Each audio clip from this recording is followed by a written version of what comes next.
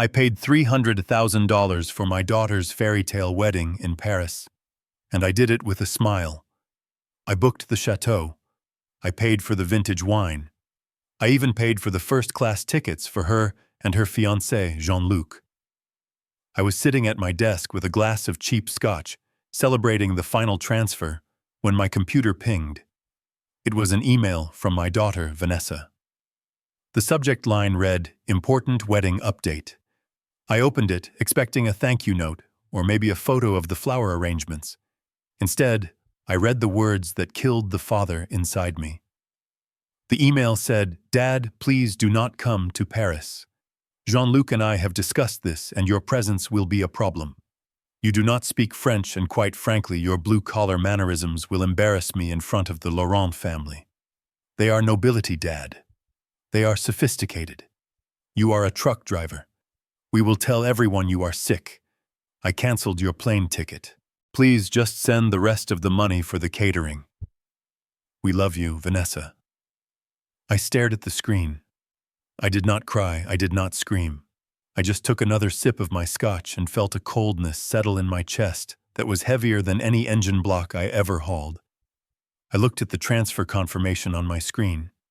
$150,000 pending. My finger hovered over the mouse. I did not hesitate. I clicked Cancel Transaction. Then I picked up my phone and dialed the fraud department of my bank. I told them to freeze the black card I had given my daughter. The next morning I woke up to 36 missed calls and a voicemail that sounded like a banshee screaming. Before I tell you how I destroyed their little fantasy world, please hit the like button and subscribe. Let me know in the comments if you would let your family treat you like an ATM. Now let me tell you exactly what happens when you bite the hand that feeds you. The silence in my house that night was heavy. It was the kind of silence that usually comes after a funeral. In a way, I suppose it was a funeral. I was mourning the death of the little girl I used to carry on my shoulders. I sat there in my leather recliner, the leather worn and cracked, just like my hands, and I stared at the digital clock on the cable box. It was midnight. The email was still open on my laptop screen. The light from the monitor was the only illumination in the room, casting long shadows against the walls I had paid for, the roof I had kept over her head, and the life I had built from nothing. I read the line again. "You are a truck driver." She wrote it with such disdain, as if it were a dirty word, as if the millions of miles I had logged on the interstate to pay for her private schools and her equestrian lessons and her art degrees meant nothing. She was right about one thing.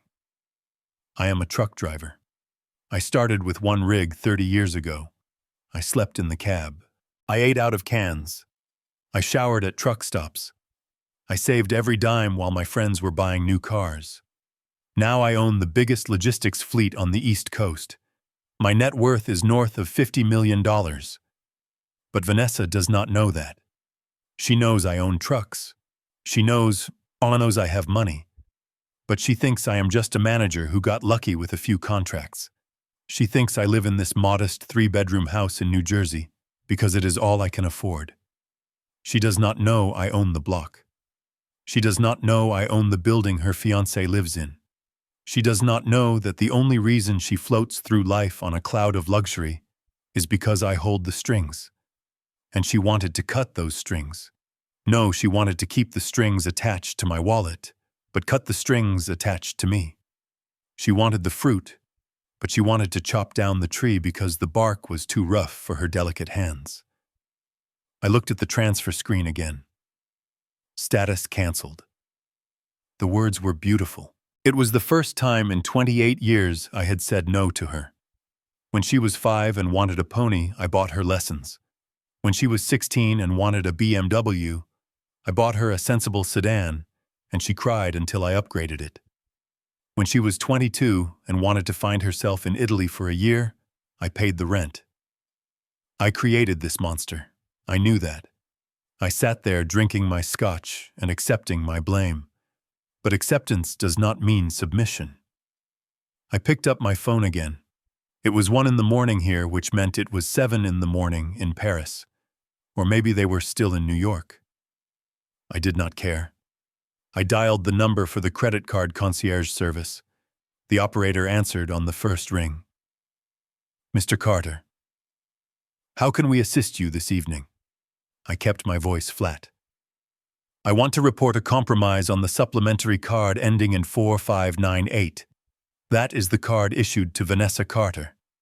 The operator asked if the card had been stolen. I said no. It has not been stolen. It is being used by an unauthorized person. That person is no longer authorized to spend my money. Please flag it as lost or stolen and decline all charges immediately. Effective now. The operator confirmed. Card blocked. I hung up. I finished my drink. I washed the glass in the sink. I turned off the lights. I walked up the stairs to my bedroom. My knees popped with every step. Years of jumping out of cabs and loading cargo. Years of hard labor so she could have soft hands. I lay in bed and stared at the ceiling. I expected to feel guilty. A father should feel guilty for cutting off his child, right? But I did not feel guilt. I felt a strange sense of clarity. It was like driving through a heavy fog and suddenly breaking through to clear skies.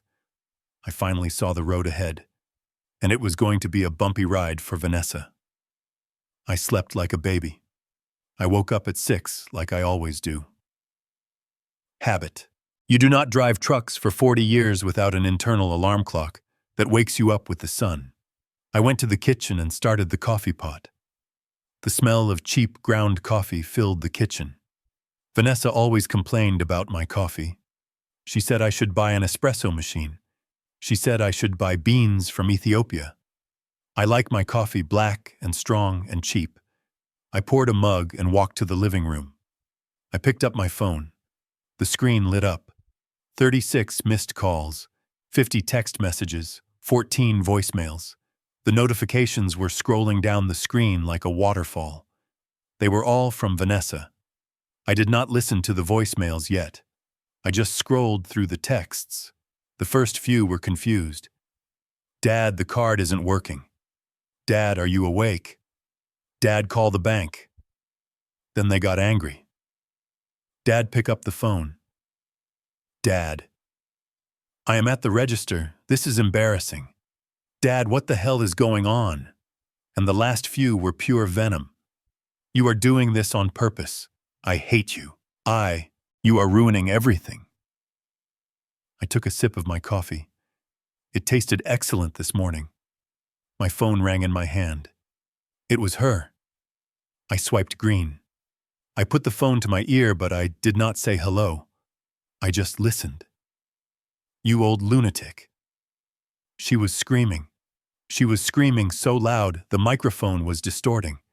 I could hear background noise, people talking, classical music. She was in a store with classical music. Vanessa, I said. My voice was calm. It was the voice I used when I had to fire a driver for drinking on the job. Calm. Final. Do not Vanessa me, she shrieked. I am standing in the middle of Dior. Do you hear me? Dior. I have the wedding dress on, the one we picked out, the one that costs $20,000. And the card was declined. The woman behind the counter just cut the card in half, Dad. She cut it in half. She said it was reported stolen. Everyone is looking at me. They think I am a thief. Fix this. Fix this right now. I took another sip of coffee. I imagined her standing there, probably surrounded by mirrors, surrounded by silk and satin, her face red. Her fiancé Jean-Luc probably pretending to look at a scarf to avoid the shame. I thought you were worried about embarrassment, Vanessa, I said. What are you talking about? Fix the card. Transfer the money. You sent me an email last night, I said. You said my presence would embarrass you. You said I am too uncultured. You said I am just a truck driver. There was a pause, a short one. Then she huffed. This is about the email. Dad, stop being so petty. We can talk about this later. Right now I have a sales associate looking at me like I am garbage. Pay for the dress. No, I said. What did you say? I said no. If I am too embarrassing to attend the wedding, then my money is too embarrassing to pay for the dress. A truck driver's money is dirty, Vanessa. It is covered in grease and diesel. It would stain that white silk. I am doing you a favor. I am saving you from the humiliation of being supported by a blue-collar man. Dad, stop it. You are being ridiculous. Jean-Luc is here. His mother is flying in tomorrow. We have the fitting. You promised. You promised to pay for the wedding. I promised to pay for my daughter's wedding, I said. But it seems I do not have a daughter. I have a critic. I have a judge. And since I am banned from the event, I assume I am banned from the invoices too. She started screaming again. Something about contracts. Something about how I owed her. Something about how I was ruining her big day. I hung up. I did not slam the phone down. I just tapped the red button. The silence returned to the kitchen. It was peaceful. But I knew it would not last. Vanessa was in New York. New York is a 90-minute drive from my house in New Jersey. If she was at Dior on Fifth Avenue, she would be in a car and heading my way within minutes. Jean-Luc would be driving. He drove that Porsche I paid the lease on. They would be coming for blood. I stood up and walked to the window. I looked out at my front lawn. I cut the grass myself. I fixed the fence myself. It was a modest house, a good house. It was the house she grew up in. The house where I put Band-Aids on her knees. The house where I helped her with her homework.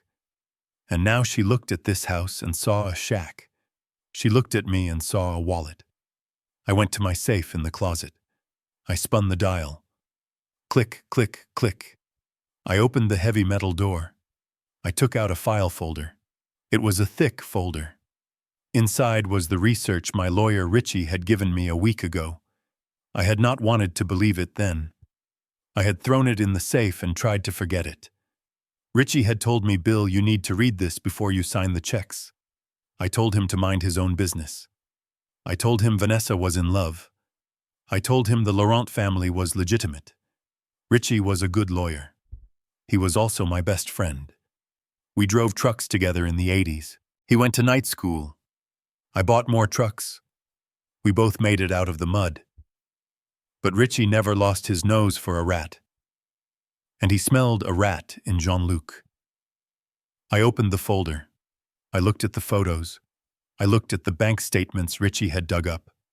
I looked at the truth about the chateau in Bordeaux. I looked at the truth about Jean-Luc's job.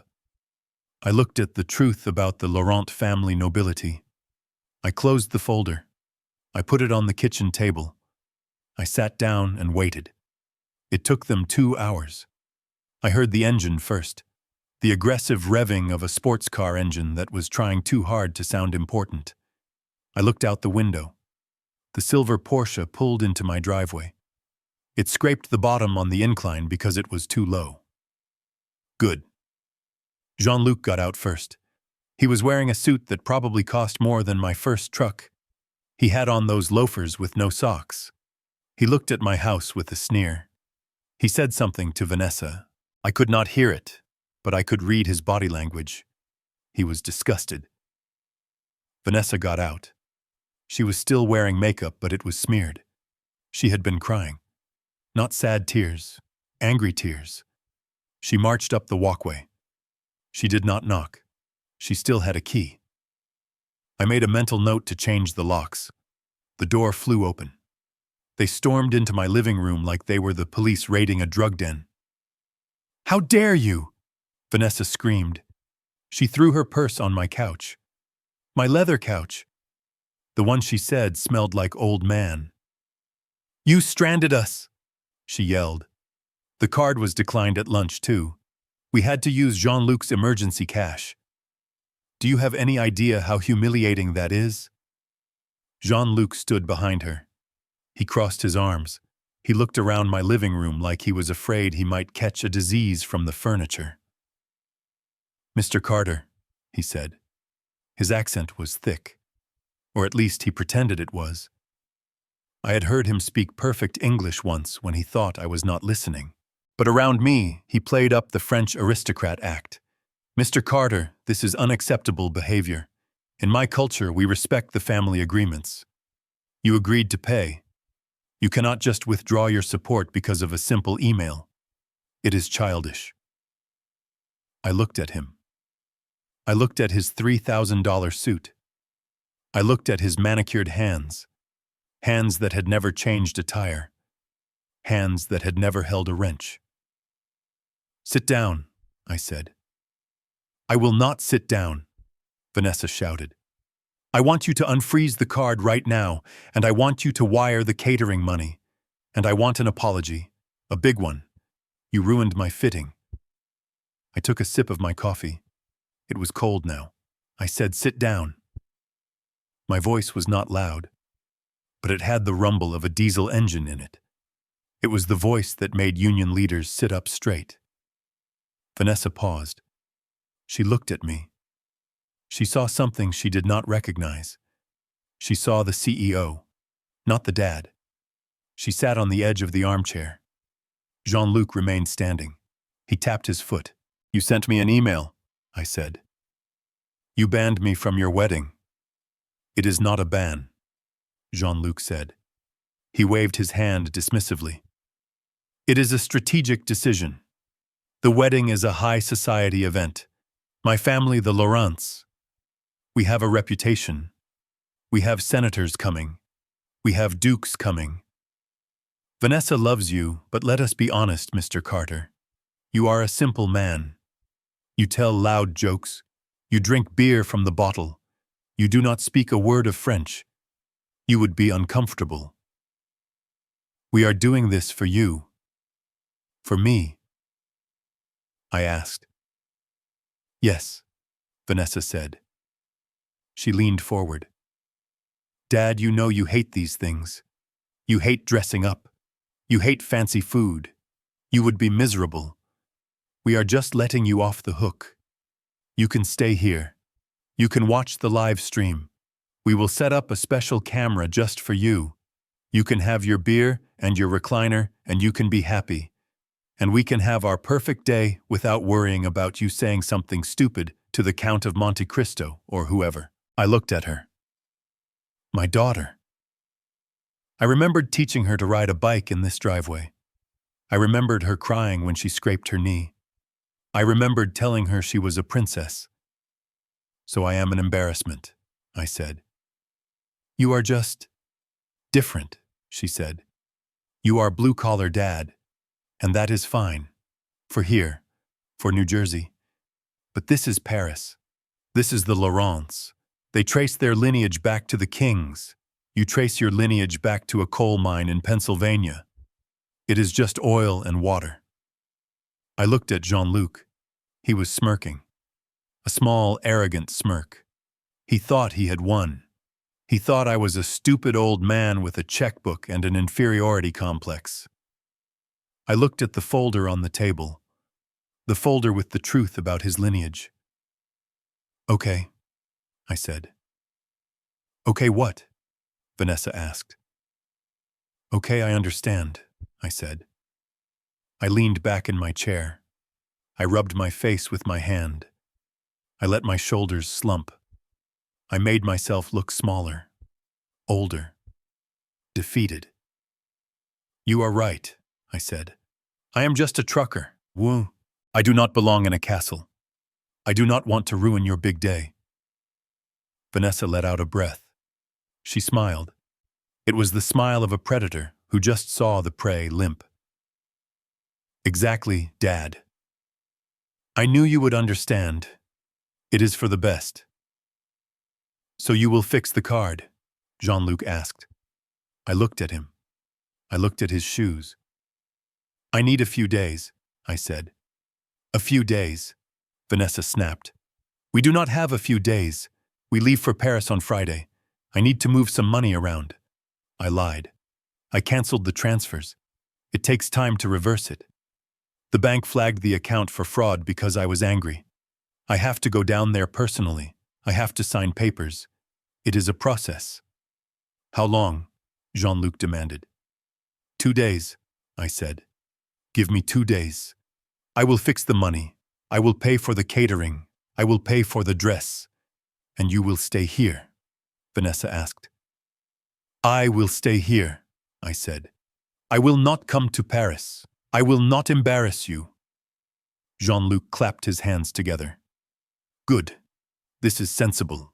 This is the right decision, Mr. Carter. You are showing wisdom. Vanessa stood up. She grabbed her purse. Okay, 2 days. But I need cash now, Dad. The card is dead. I have appointments. I need cash. I reached into my pocket. I pulled out my money clip. I had about $200 in 20s. I tossed it on the table. That is all I have on hand, I said. She looked at the pile of bills like it was a dirty tissue.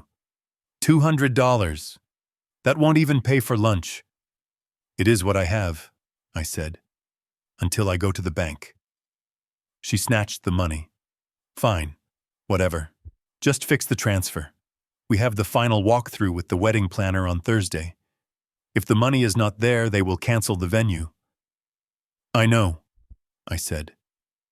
I will take care of it. She walked to the door. She did not hug me. She did not say thank you. She just walked out. Jean-Luc followed her. He stopped at the door. He looked at me. You are doing the right thing, he said. Stick to what you know. Let us handle the world.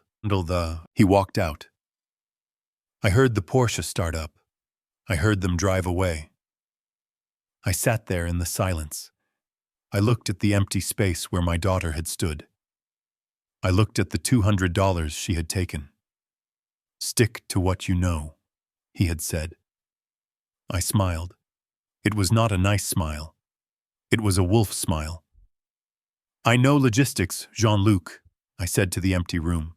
I know how to move things from point A to point B, and I know how to shut down a supply line. I picked up the folder from the table.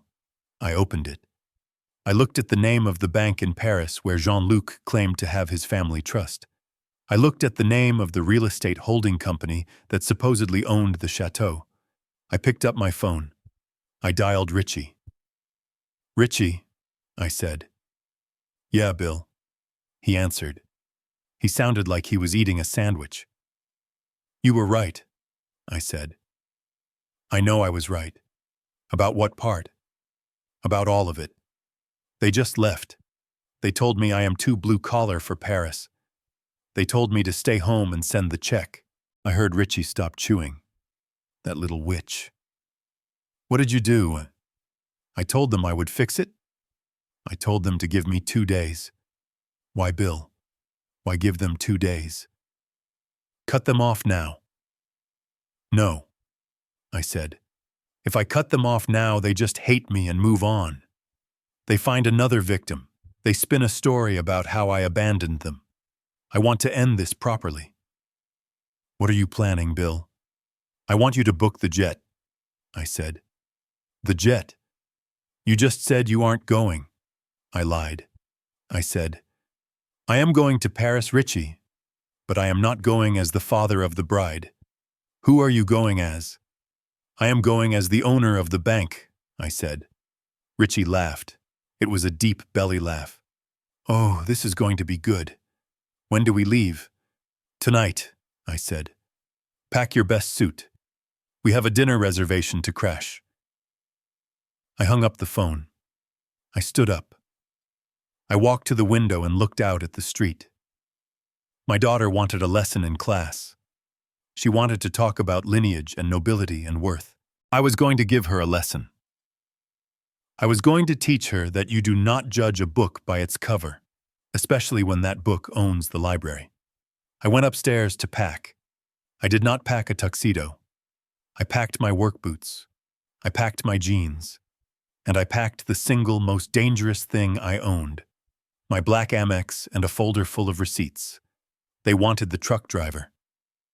They were going to get the truck driver. But they forgot that a truck driver knows exactly how to run you over. I pulled my truck into the lot of Sal's diner about 20 minutes after Vanessa and Jean-Luc drove off in their leased Porsche. This was not a place where you would find French nobility. It was a place where you found grease coffee that tasted like battery acid and men who actually built this country. The neon sign buzzed with a dying flicker, and the air smelled of bacon grease and diesel fumes. To me, it smelled like home. To my daughter, it would probably smell like failure. I walked in and the waitress Brenda nodded at me without stopping her pour. She didn't ask what I wanted. She just pointed to the corner booth. Richie was already there. If you looked at Richie Banks, you would see a man in a faded flannel shirt with a mustard stain on the collar and knuckles that looked like they had been broken a few times. You would see a guy who looked like he fixed transmissions for a living. You would be dead wrong. Richie was the sharpest corporate attorney on the Eastern Seaboard. He had graduated top of his class from Yale Law, but he hated suits. He hated boardrooms. He preferred to do business here, eating a patty melt and drinking a Coke while he destroyed hedge fund managers over the phone. He looked up as I slid into the booth. The vinyl squeaked under my weight. "You look like you just got run over by your own fleet," Bill Ritchie said. He didn't even say hello. He just went straight for the throat. That is why I liked him. "I feel like it," I said. I signaled Brenda for a coffee. Richie pushed a manila folder across the sticky table. It slid over a patch of dried syrup. "Let's get the good news out of the way first," he said, chewing on a fry. "The acquisition of the Midwest distribution hubs is finalized. I twisted the arm of the seller's legal team this morning. They folded. You now control the shipping lanes from Ohio to Nebraska." I nodded, taking the folder. I didn't open it. I knew what was in it. "What is the valuation, Richie?" I asked. He wiped his mouth with a paper napkin. "With the new assets and the government contracts we locked in last month, your fleet is officially valued at $52 million. Liquid assets are sitting at around $8 million in the holding company. Personally, you are walking around with a net worth that puts you in the top 1% of the state. Congratulations, you old blue-collar bum. $52 million. I said the number quietly. It was just a number. It meant I had won the game of capitalism. I had started with a beat-up Ford and a dream, and now I was an empire. But sitting there with the echo of my daughter's voice still ringing in my ears, $52 million felt like pocket change. It could buy a fleet of trucks, but it couldn't buy her respect. "She doesn't know, does she?" Richie asked. He saw the look on my face. He knew me better than anyone. We had dug ditches together before he went to law school, and I bought my first rig. "No," I said. "She thinks I am a dispatcher. She thinks I manage the fleet, not own it. She thinks the house in Jersey is all I have. And you keep it that way," why Richie asked, pointing a fry at me. "Because you want her to be humble. How is that working out for you?" I took a sip of the coffee Brenda had dropped off. It was scalding hot. "It is not working out, Richie. She just banned me from her wedding." Richie stopped chewing. He dropped the fry back onto his plate.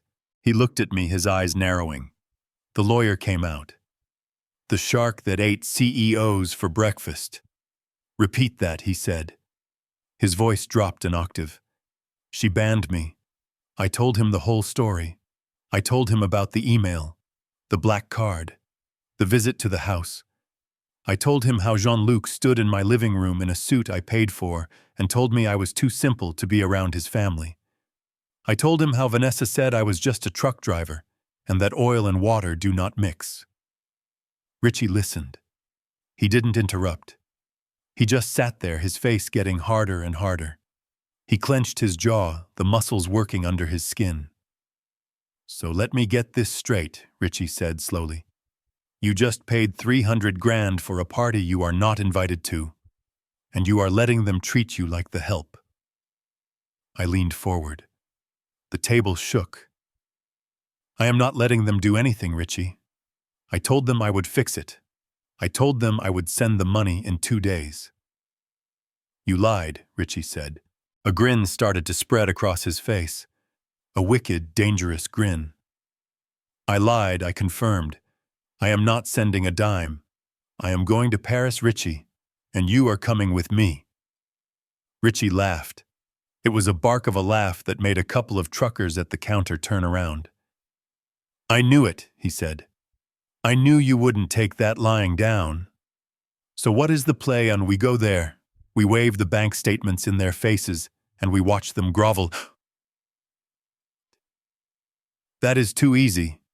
If I just show them the money, they will apologize, sure. But it will be fake. They will love the $50 million, not the father. I don't want their fake love, Richie. I want to burn the fantasy down. I want to expose them. I tapped the folder Richie had given me earlier.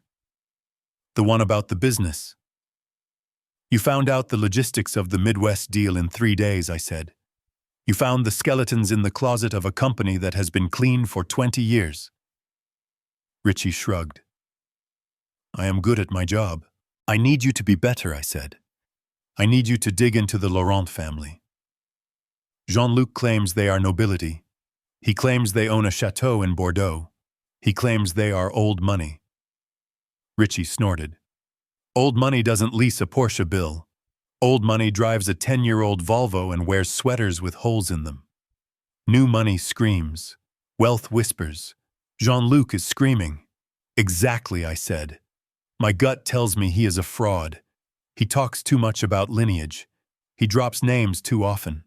And Vanessa is so blinded by the idea of being a princess that she is not checking the facts. I want a full dossier, Richie. I want to know where they bank. I want to know who holds the deed to that chateau. I want to know if Jean-Luc has ever held a job in his life. I want to know what color underwear they wear. I want to know everything. Richie pulled a small notebook out of his flannel pocket. He clicked a cheap plastic pen. I can have the preliminaries by tomorrow morning, he said. I have a contact in Zurich and another one in Lyon. If these people have debt, I will find it. If they have a criminal record, I will find it. If they are fake, I will peel them like an onion. Good, I said. And Bill, Richie said, looking up from his notes. What about the wedding? The contracts, I smiled. It was the same smile I used when I negotiated the union strikes in '98. You are the lawyer, Richie. You tell me. I signed the contract for the venue. My name is on the deposit for the catering. Legally, who owns that wedding? Richie's grin widened. You do. You are the client of record. So if I decide to change the guest list, I said, or if I decide to change the menu, or if I decide to turn the reception into a corporate retreat for my top drivers, that is my right. It is your party, Bill, Richie said. You can cry if you want to, or you can make them cry. I finished my coffee. I put a $20 bill on the table. Get me that information, Richie. We fly out tomorrow night. I want to walk into that rehearsal dinner armed to the teeth. Richie put the notebook away. He stood up and slapped me on the shoulder. His grip was strong. They messed with the wrong truck driver, Bill. We walked out of the diner into the cool night air. The parking lot was filled with 18-wheelers, their engines idling a chorus of power and industry. These were my people. This was my world. Honest work. Honest sweat. Vanessa wanted a fairy tale. She wanted a castle. She wanted a prince. I got into my pickup truck. I watched Richie get into his beat-up Ford Taurus.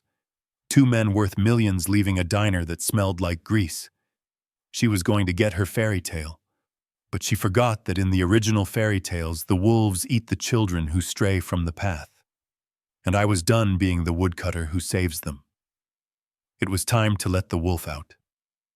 It was 3 a.m. when Richie came back to my house. I had not slept. I was sitting at the kitchen table with the same empty coffee mug from the morning and a bottle of antacids. The house was quiet, the kind of quiet that feels like pressure building in a boiler. I heard Richie's Taurus pull into the driveway. The car door slammed. He did not knock, he just walked in. He looked tired.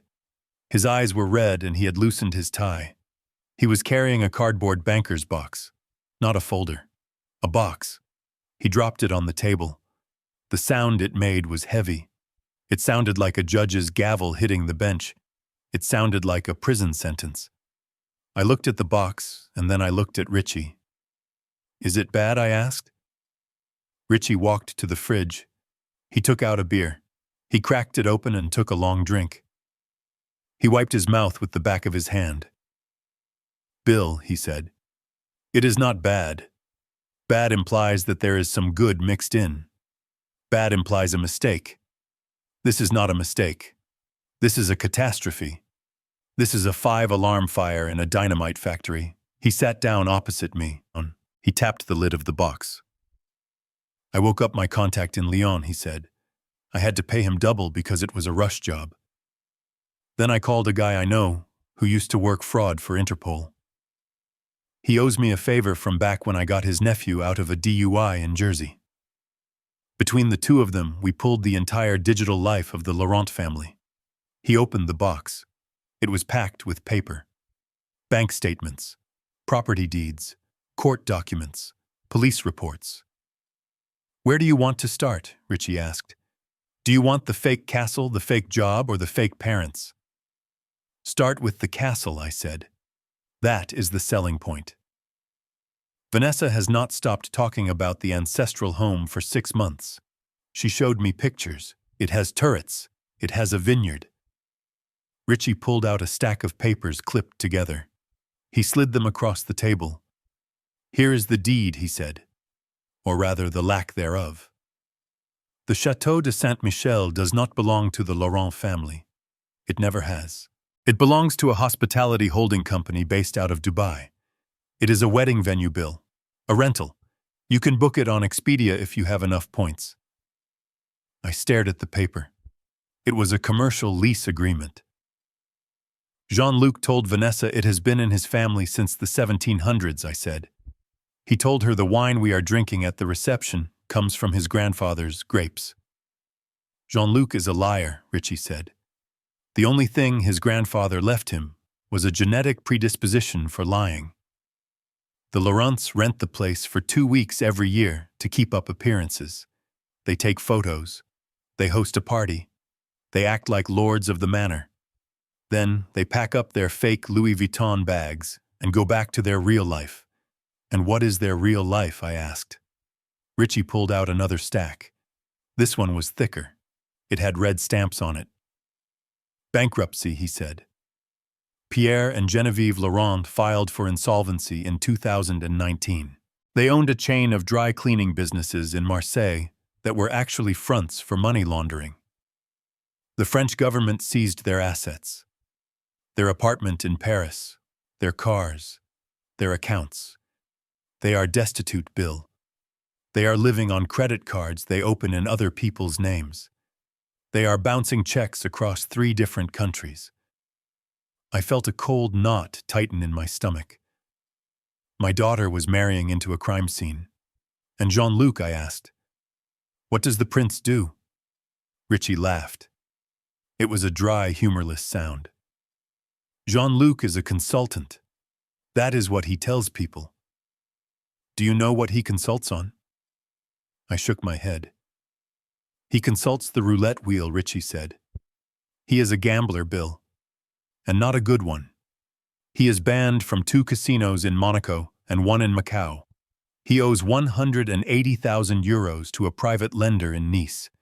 These are not nice people, Bill. These are the kind of people who break kneecaps for interest payments." Richie slid a photograph across the table. It was a surveillance shot. Grainy and black and white. It showed Jean-Luc arguing with a man in a leather jacket outside a club. Jean-Luc looked terrified. I picked up the photo. My hand was shaking. Not from fear, but from rage. "So the wedding," I said. "The $300,000. Richie nodded slowly. He took another sip of beer. "You are a smart man, Bill. You know logistics. You know how to follow the money." Why were they so desperate for you to wire the funds directly to their account in France instead of paying the vendors directly? Why did they scream when you canceled the transfer? Because they are not paying the vendors, I said. The realization hit me like a physical blow. Exactly, Richie said. They need your 300 grand to pay off the loan shark in Nice. They need it to keep Pierre out of jail for tax evasion. They need it to keep the lights on in whatever rental apartment they are squatting in. The wedding is not a celebration, Bill. It is a heist. They are robbing you, and they are using Vanessa as the getaway driver. I stood up. I walked to the window. The sun was starting to come up. The sky was turning a bruised purple. I looked out at my quiet street. I thought about Vanessa. I thought about her arrogance yesterday. I thought about how she looked at my furniture with disgust. She is so stupid, I whispered. She thinks she is marrying a prince. She thinks she is elevating herself. She thinks she is leaving the truck driver behind to join the aristocracy. But she is just a mark. She is just a victim with a rich father. Richie stood up and came to stand beside me. She is a hostage, Bill. That is what she is. But she is a hostage who fell in love with the kidnappers. She is holding the gun to her own head. Does she know, I asked? Does she know any of this? Richie shrugged. I doubt it. Jean-Luc is charming. He is a con artist. That is his job. He probably showed her the fake deed. He probably took her to the rental castle and told her stories about his ancestors. She wants to believe it, Bill. That is the problem. She hates her background so much, she hates where she came from so much, that she will believe any fairy tale that promises to erase it. She is blinded by the shine. She cannot see the rot underneath. I turned back to the table. I looked at the box of evidence. It was a coffin. It was the coffin of my daughter's future. If I let her marry this man, she would be ruined. They would drain her accounts. They would leverage her credit. They would use her to get to me, and when the money ran out, they would discard her like a used tire. I have to tell her, I said. I reached for my phone. I have to call her. I have to show her this. Richie put his hand on my arm. He stopped me. Think about that, Bill. Think about the last 24 hours. She hates you right now. She thinks you are a jealous, petty old man who is trying to ruin her happiness because you are bitter. If you call her now and tell her that her prince is a pauper, she will not believe you. She will think you made it up. She will think you are sabotaging her. She will run straight into his arms and he will spin a story about how you are lying. He will say you hired people to forge these documents. He will turn her against you forever. I looked at Richie. He was right. He was always right. That was why I paid him the big retainer. So what do? I asked. Do I let her marry him? Do I let her ruin her life? No, Richie said. We go to Paris. We stick to the plan. You do not tell her. You show her. You show everyone. You wait until they are all in one room.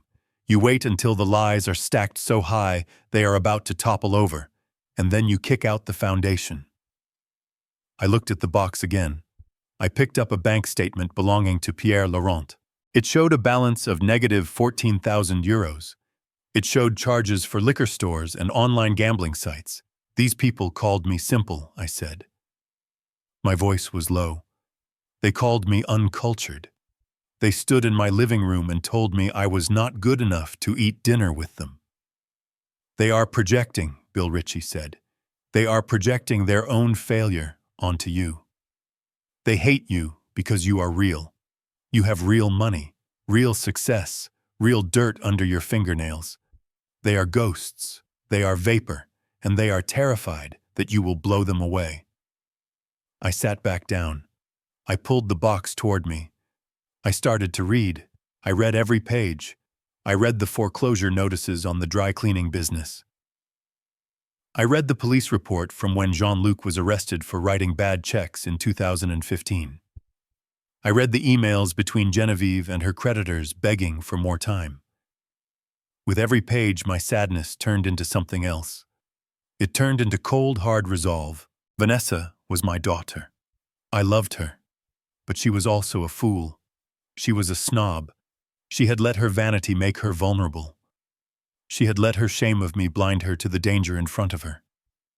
I could not save her with a warning. A warning was too soft. She needed a shock. She needed to see the monster without its mask. I closed the box.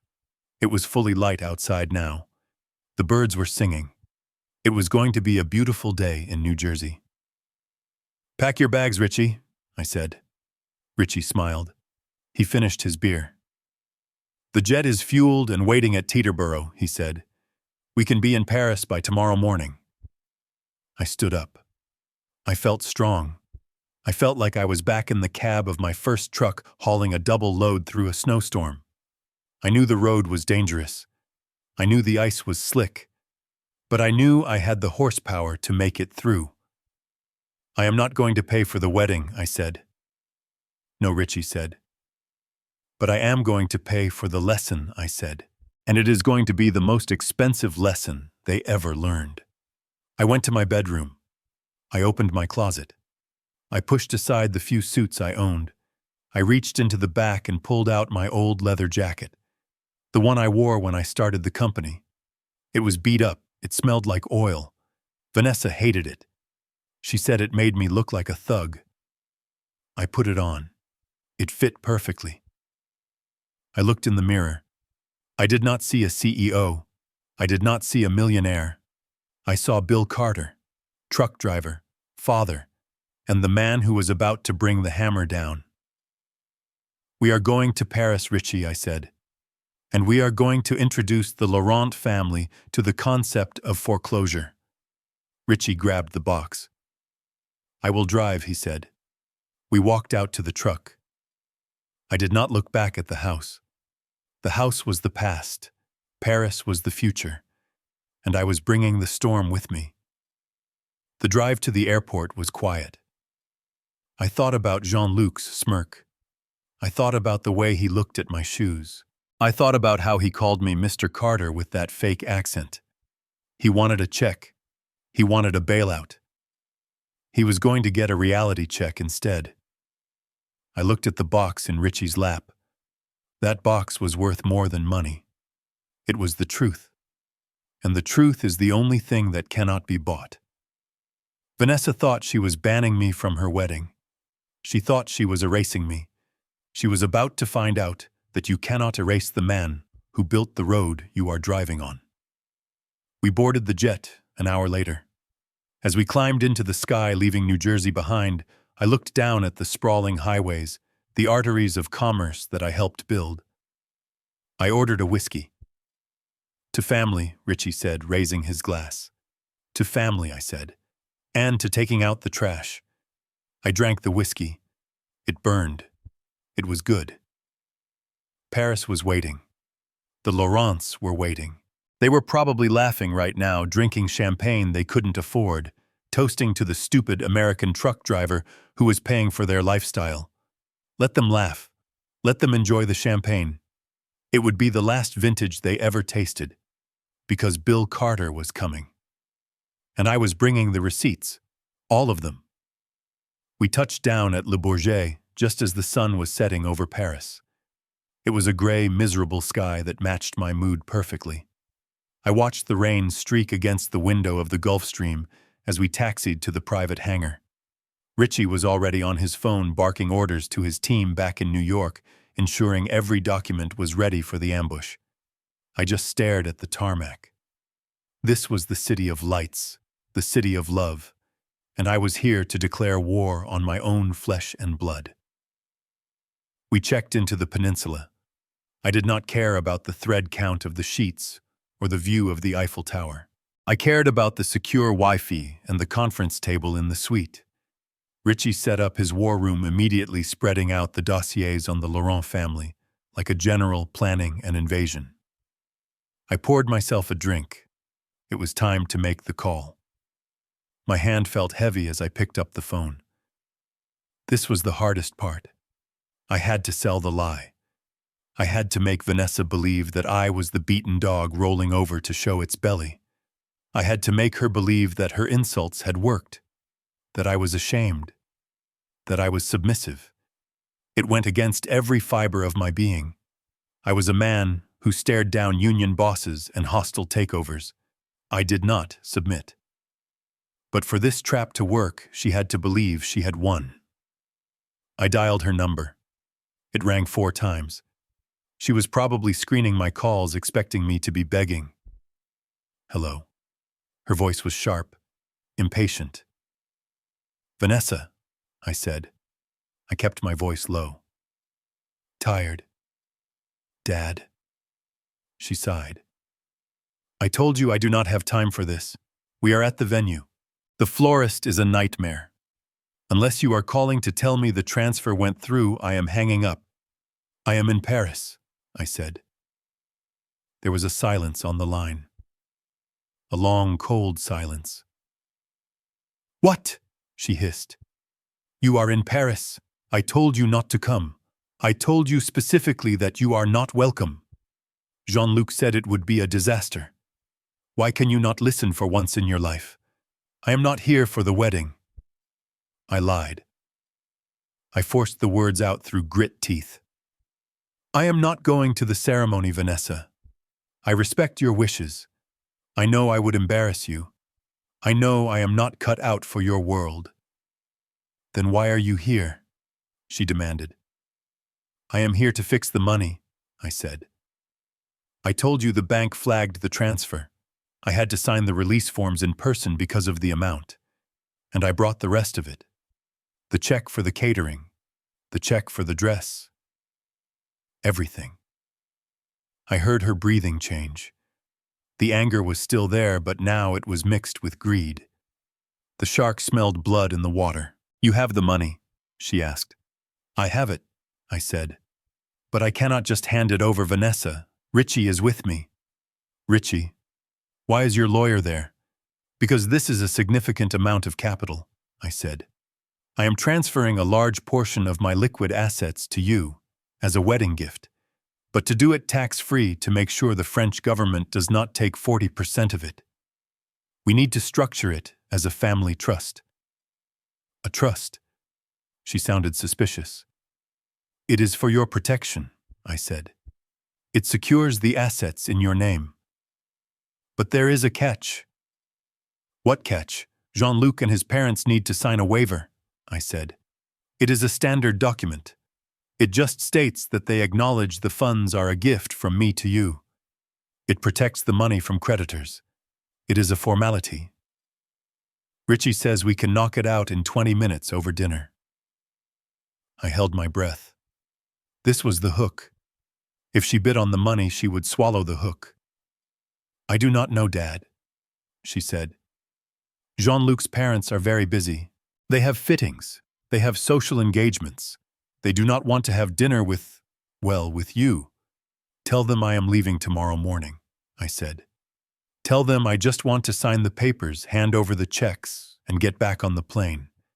I will not even stay for dessert. I just want to make sure my little girl is taken care of. I let my voice crack a little on the last part. It was a nice touch. She hesitated. I could hear her muffled voice talking to someone. Probably Jean-Luc. I heard the murmur of French. Then she came back on the line. How much is in the trust? She asked. $3 million, I said. I heard a sharp intake of breath. The number was big enough to bury her doubts. It was big enough to make the fake aristocrats salivate. Okay, she said. Her voice was suddenly sweeter. Fake sweet. Okay, Dad. We can do dinner. But it has to be tonight. And it has to be somewhere discreet. We do not want a scene. I have a reservation at L'Ambroisie, I said. 8 o'clock. L'Ambroisie. She sounded impressed. That is actually acceptable. Jean-Luc loves that place. It has 3 Michelin stars. I know, I said. Richie booked the private room. Just us. No witnesses, No embarrassment. Fine, she said. We will be there. But Dad, please, do not wear the leather jacket. Do not tell the story about the time you hauled manure to Kentucky. Just sign the papers and let us eat. I promise, I said.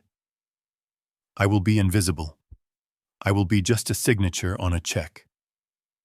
Good, she said. See you at 8. She hung up. I put the phone down on the table. My hand was shaking. Not from fear, from adrenaline. The trap was set. They were coming. They were coming for the $3 million. They were coming to sign the papers that they thought would secure their fortune. They had no idea that the papers Richie was preparing were not a trust. They were a confession. Richie looked up from his laptop. He had a printer running in the corner. It was churning out documents. They took the bait. He asked. Hook, line, and sinker, I said. They are coming to L'Ambroisie at 8. Richie whistled. L'Ambroisie? You really are going all out. That bill alone is going to be $5,000. It is the last meal of the condemned, I said. They might as well eat well. I walked over to the printer. I picked up the fresh pages. It was the prenuptial agreement Richie had drafted. But it wasn't a standard prenup. It was a document that detailed every single debt the Laurent family owed. It was a document that transferred liability. It was a document that, if read carefully, would reveal that I knew everything. But they wouldn't read it carefully. They would be too busy looking at the fake check for $3 million I was going to put on the table. They would be too busy drinking the vintage wine. They would be too blinded by their own greed to see the steel jaws of the trap closing around their legs. I went into the bathroom to shave. I looked at my face in the mirror.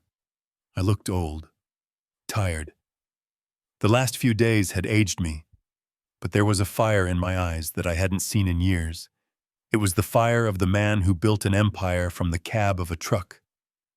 I shaved closely. I trimmed my mustache. I walked back out and opened my suitcase. I did not take out the jeans. I did not take out the work boots. I took out the suit I had bought in New York 5 years ago for an awards dinner I never went to. It was a bespoke charcoal gray suit, Italian wool. It fit me like armor. I put on a crisp white shirt. I tied a silk tie. I put on the cufflinks Vanessa had given me for Christmas 10 years ago before she stopped buying me gifts. Richie whistled when he saw me. You clean up nice, Bill. You look like a senator. Or a hitman. Tonight I am both, I said. We left the hotel at 7:30. The rain had stopped, but the streets were still wet, reflecting the streetlights. Paris was beautiful. It was a shame I was about to burn a hole in the middle of it. We took the hotel car, a black Mercedes. I sat in the back watching the city roll by. I saw couples walking hand in hand. I saw families eating in cafes. I wondered where I had gone wrong with Vanessa. I wondered if there was a moment I could have changed things. Maybe if I had been home more. Maybe if I hadn't spoiled her. But regrets are useless. You can't reverse a truck once you're on the highway. You just have to keep driving. We arrived at the Place des Vosges. The restaurant was tucked away, discreet, elegant. The kind of place where money whispers. The maitre d' greeted us. He knew who I was. Not because I was famous, but because I had bought the building 3 years ago through a shell company as a diversification asset. Richie had set it up. I had never even eaten here. But tonight, I was the landlord. Mr. Carter, the maitre d' said, bowing slightly. Your guests have arrived. They are in the private salon. Are they drinking? I asked. They have ordered a bottle of Romani Conti 1990. Of course they have, I said. That is a $20,000 bottle of wine. They were celebrating spending my money before they even had it. Put it on my tab, I said. Let them drink. Richie and I walked through the main dining room. It was hushed, elegant. People were speaking in low tones, eating food that looked like jewelry. I felt big, clumsy, but I also felt powerful. We reached the heavy oak doors of the private room. I could hear laughter from inside. It was Jean-Luc's laugh, high, braying, mocking. I paused. I adjusted my cuffs. I looked at Richie. He nodded. He tapped the breast pocket of his suit where the documents were. "Showtime, Bill," he whispered. I pushed the doors open. The laughter stopped abruptly. They were sitting around a circular table covered in white linen. Jean-Luc, Vanessa, and two people who had to be Pierre and Geneviève Laurent. They looked exactly like their dossier. Pierre was wearing a suit that was too tight, his face flushed with wine. Geneviève was dripping in jewelry that I now knew was likely fake or insured up to its neck. Vanessa looked stunning. I have to admit that. She was wearing a white dress, her hair done up. She looked like the princess she always wanted to be. But when she saw me, her face fell. She looked at the suit. She looked at Richie. She looked confused. "Dad," she said. You look different." I walked to the empty chair at the head of the table. I did not smile. I did not offer a hug. "Good evening," I said. My voice was calm, controlled. Jean-Luc stood up halfway. He looked at my suit, then he looked at his parents.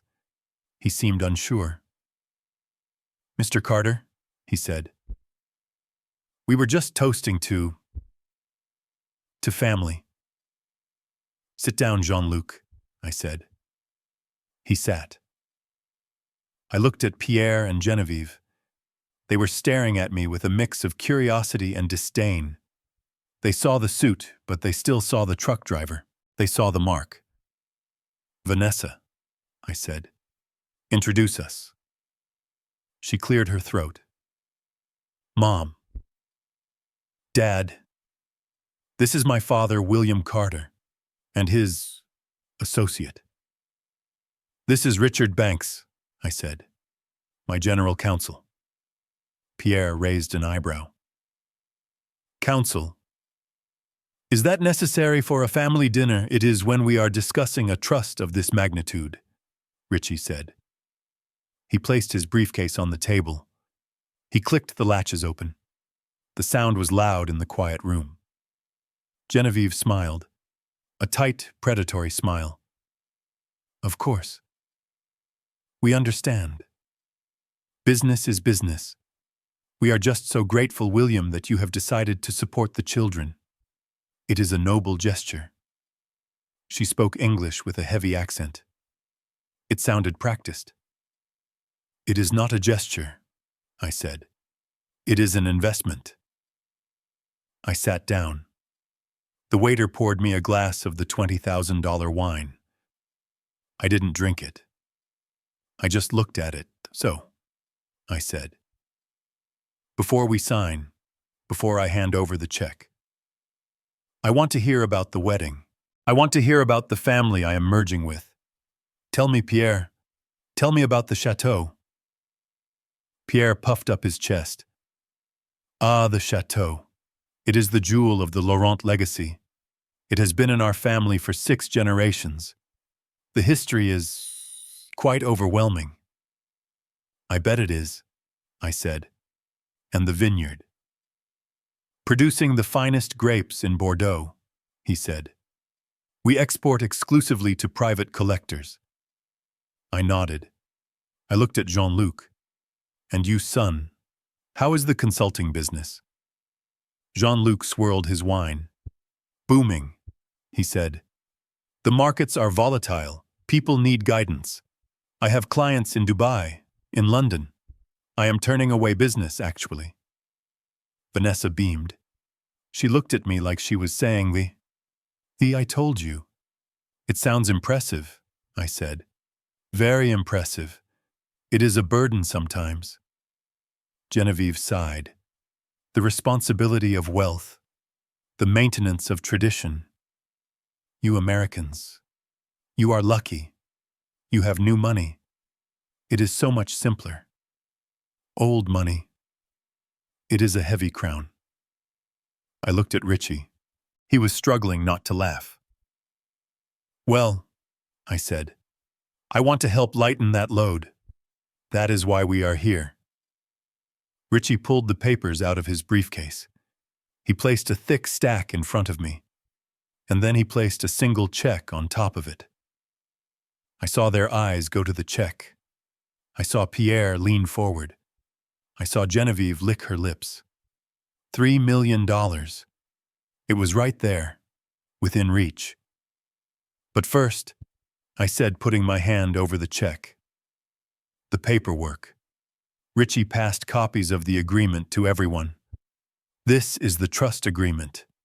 I lied. It outlines the transfer of assets, and it includes the waivers I mentioned.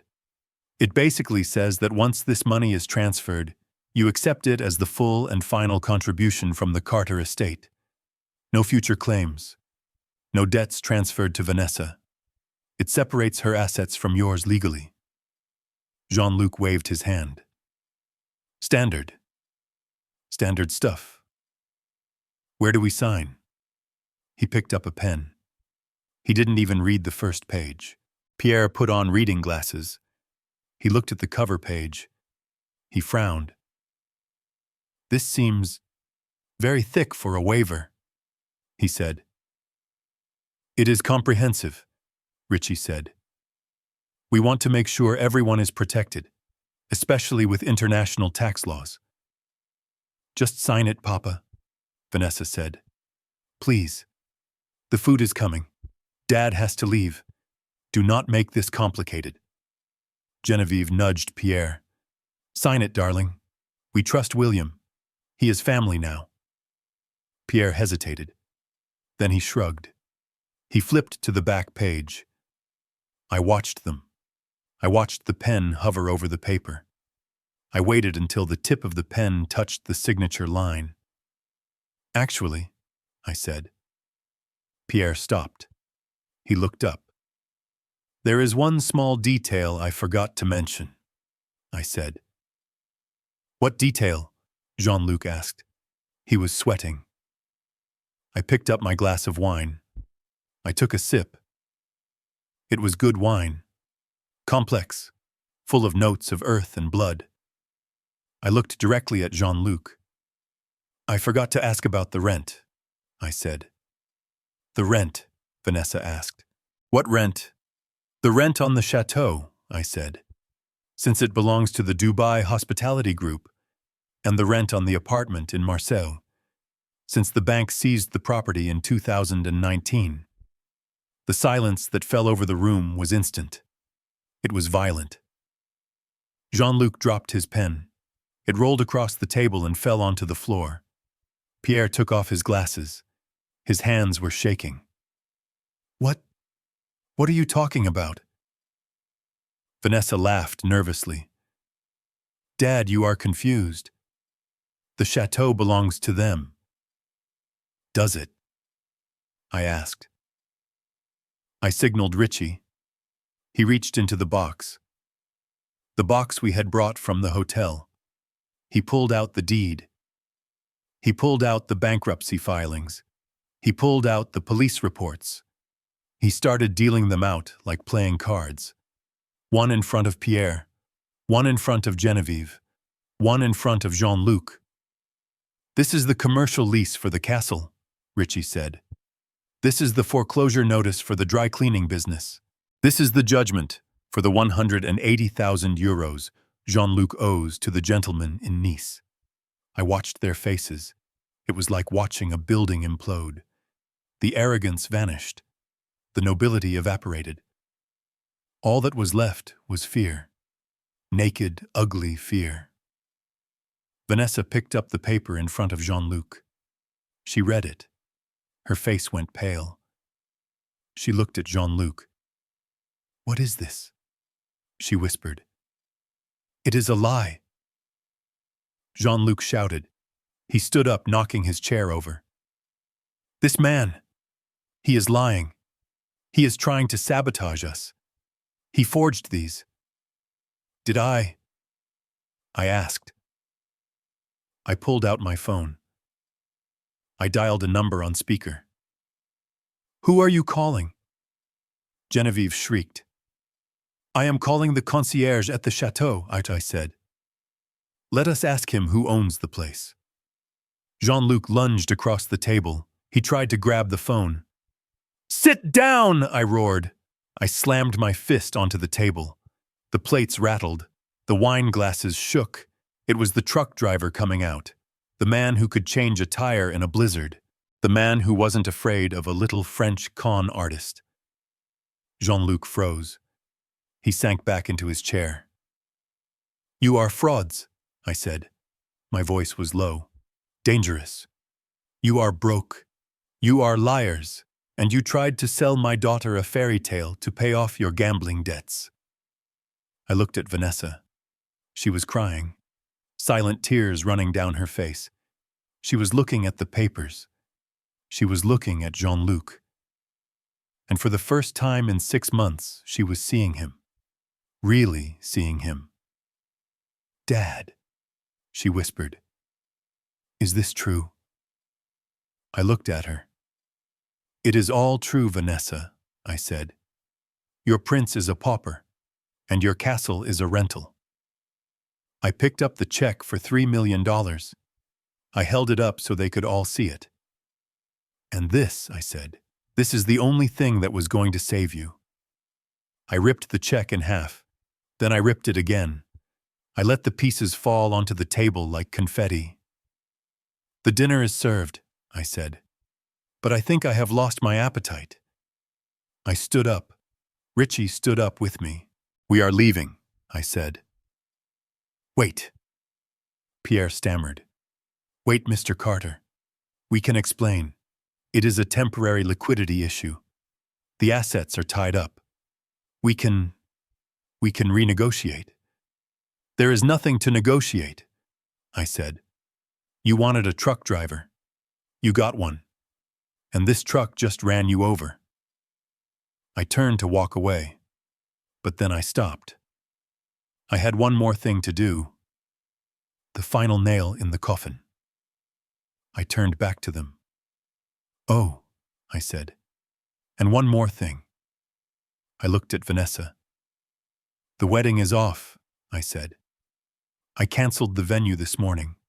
I canceled the caterer. I canceled the florist." You what?" she gasped. "I canceled it," I said. "Since I am paying for it, I had decided to go in a different direction." "What direction?" Jean-Luc whispered. "I donated the deposits," I said, "to a trade school for mechanics in the Bronx. They are going to have a very nice graduation party." I buttoned my jacket. "Enjoy the wine," I said. "It is the last thing I am ever buying you." I walked out. Richie followed me. We left them sitting in the ruins of their lies. We left them with the papers and the torn check and the $20,000 wine that now tasted like vinegar.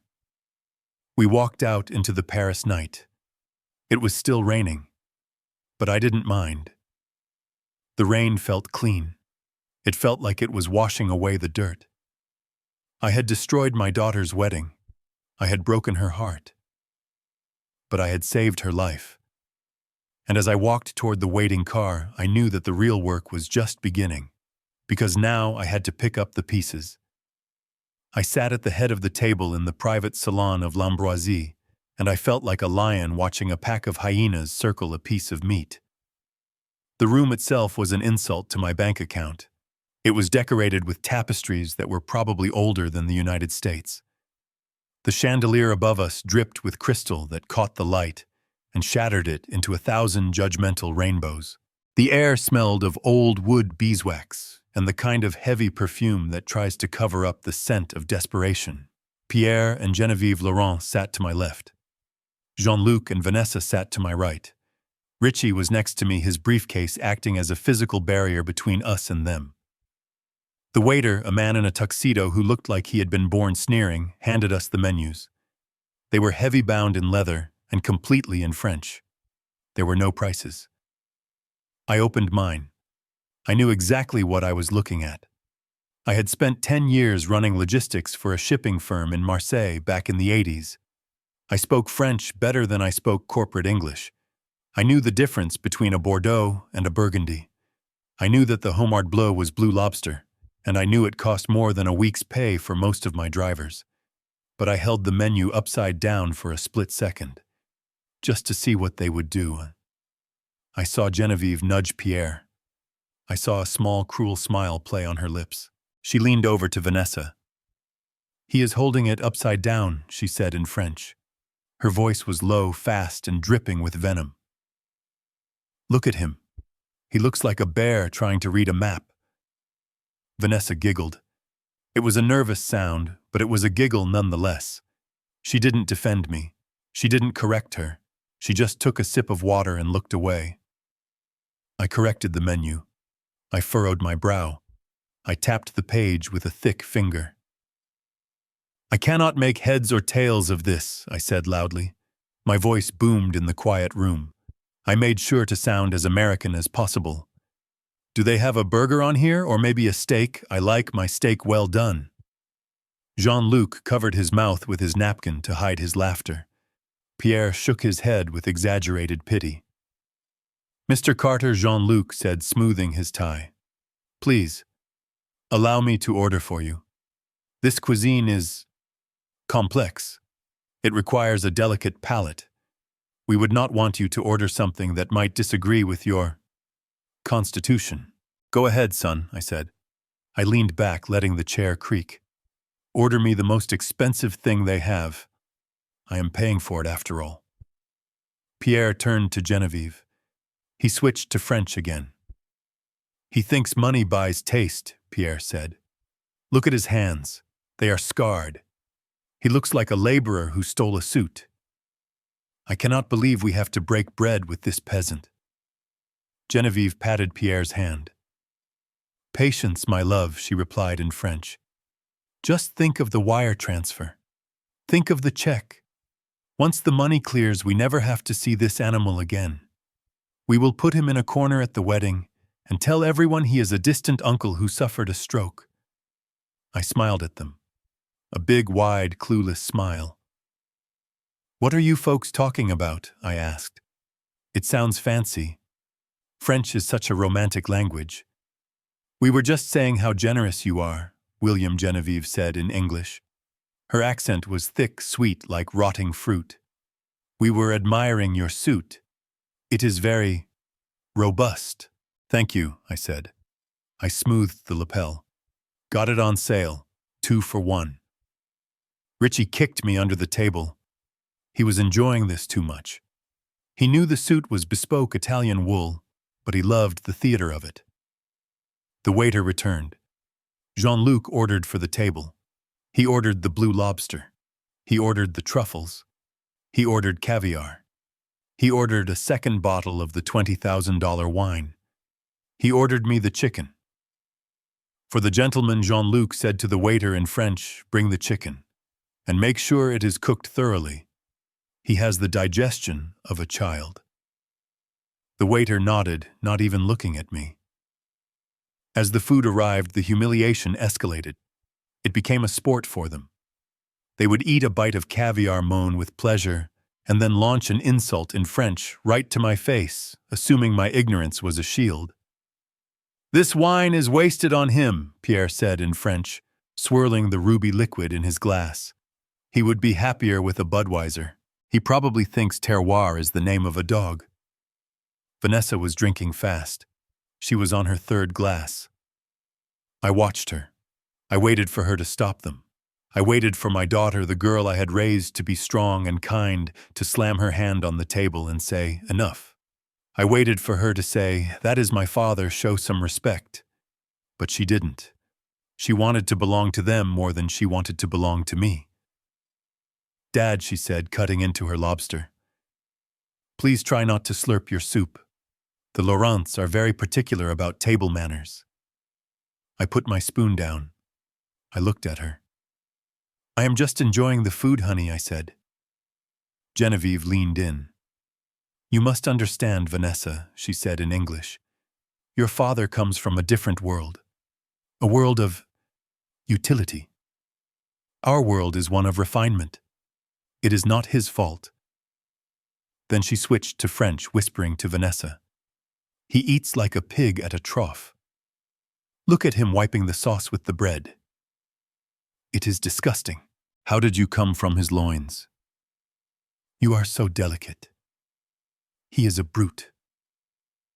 Vanessa laughed. She actually laughed. I know, she replied in French. Her accent was terrible, clumsy American French, but I understood her. I try to teach him, but he is stubborn. He is just a wallet, really. Once we have the trust set up, we can distance ourselves. I do not want him around the baby when we have one. He will teach it bad habits. That was the dagger. That was the moment the last thread of connection snapped. She called me a wallet. She said she would keep my grandchild away from me. I tore a piece of bread from the basket. I wiped the sauce from my plate, making a show of it. I chewed with my mouth slightly open. I saw Pierre recoil in horror. This sauce is good, I said. Tastes like gravy. Pierre looked like he was going to be sick. I can't take this, he hissed in French to his wife. Hurry up with the contract. I want to get the check and leave. I need to wash the smell of him off my clothes. Richie cleared his throat. He looked at me. He tapped his watch. He was signaling that we had enough. We had the recording. I had my phone in my breast pocket recording every word of their defamation. But I wasn't done. I wanted to see how far they would go. I raised my glass. A toast, I said. They all looked at me. They picked up their glasses reluctantly. To family, I said, and to new beginnings. I know I am not the fanciest guy. I know I don't know which fork to use, but I want you to know that I appreciate you welcoming me. It means a lot to a simple trucker to sit at a table like this. Jean-Luc smirked. He raised his glass. To family, Mr. Carter, and to your generosity. He drank. In French, he muttered into his glass. To the idiot who is paying for my freedom. I drank my water. I watched them swallow the expensive wine. I watched them gorge themselves on the food I was paying for. I watched them preen and posture, thinking they were the kings of the world, thinking they had tricked the dumb American. They had no idea that the dumb American understood every single word. They had no idea that every insult was a nail they were hammering into their own coffins. I looked at the check sitting on the table near Richie's hand. The fake check. $3 million. They were staring at it. Their eyes kept darting to it. It was the only reason they were tolerating my presence. It was the carrot. I decided to dangle it a little longer, so I said, "Tell me about the wedding plans. What is the menu?" Genevieve sighed. "Oh, William, it is exquisite. We are starting with foie gras followed by a duck confit. It is a traditional menu from the Lorraine region." "From the region of your ancestors?" I asked. "Yes," she said. "From the time when my great-grandfather served the king." In French, she whispered to Pierre, "My great-grandfather was a butcher in Lyon, but this idiot believes anything." I nodded. "Wow, a butcher for the king. That is impressive." Vanessa kicked me under the table. "Dad, stop talking. You are embarrassing me." I looked at her. Her face was flushed.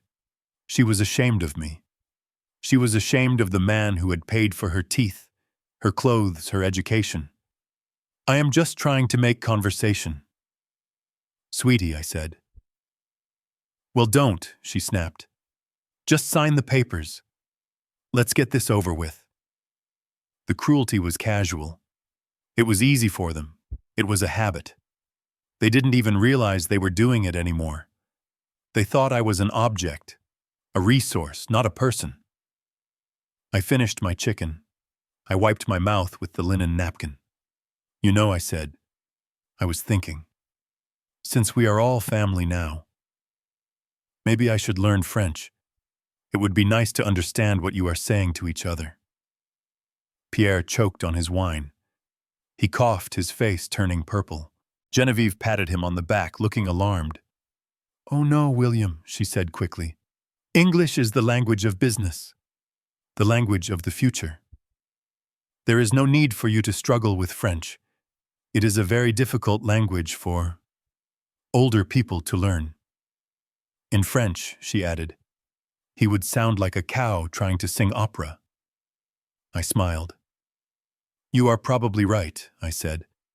"I should stick to what I know." "Driving trucks and writing checks." "Exactly," Jean-Luc said. "You have a special talent for writing checks, Mr. Carter. You should focus on your strengths." He placed the contract in front of me. He uncapped a fountain pen. It was a Mont Blanc, probably stolen or bought on credit.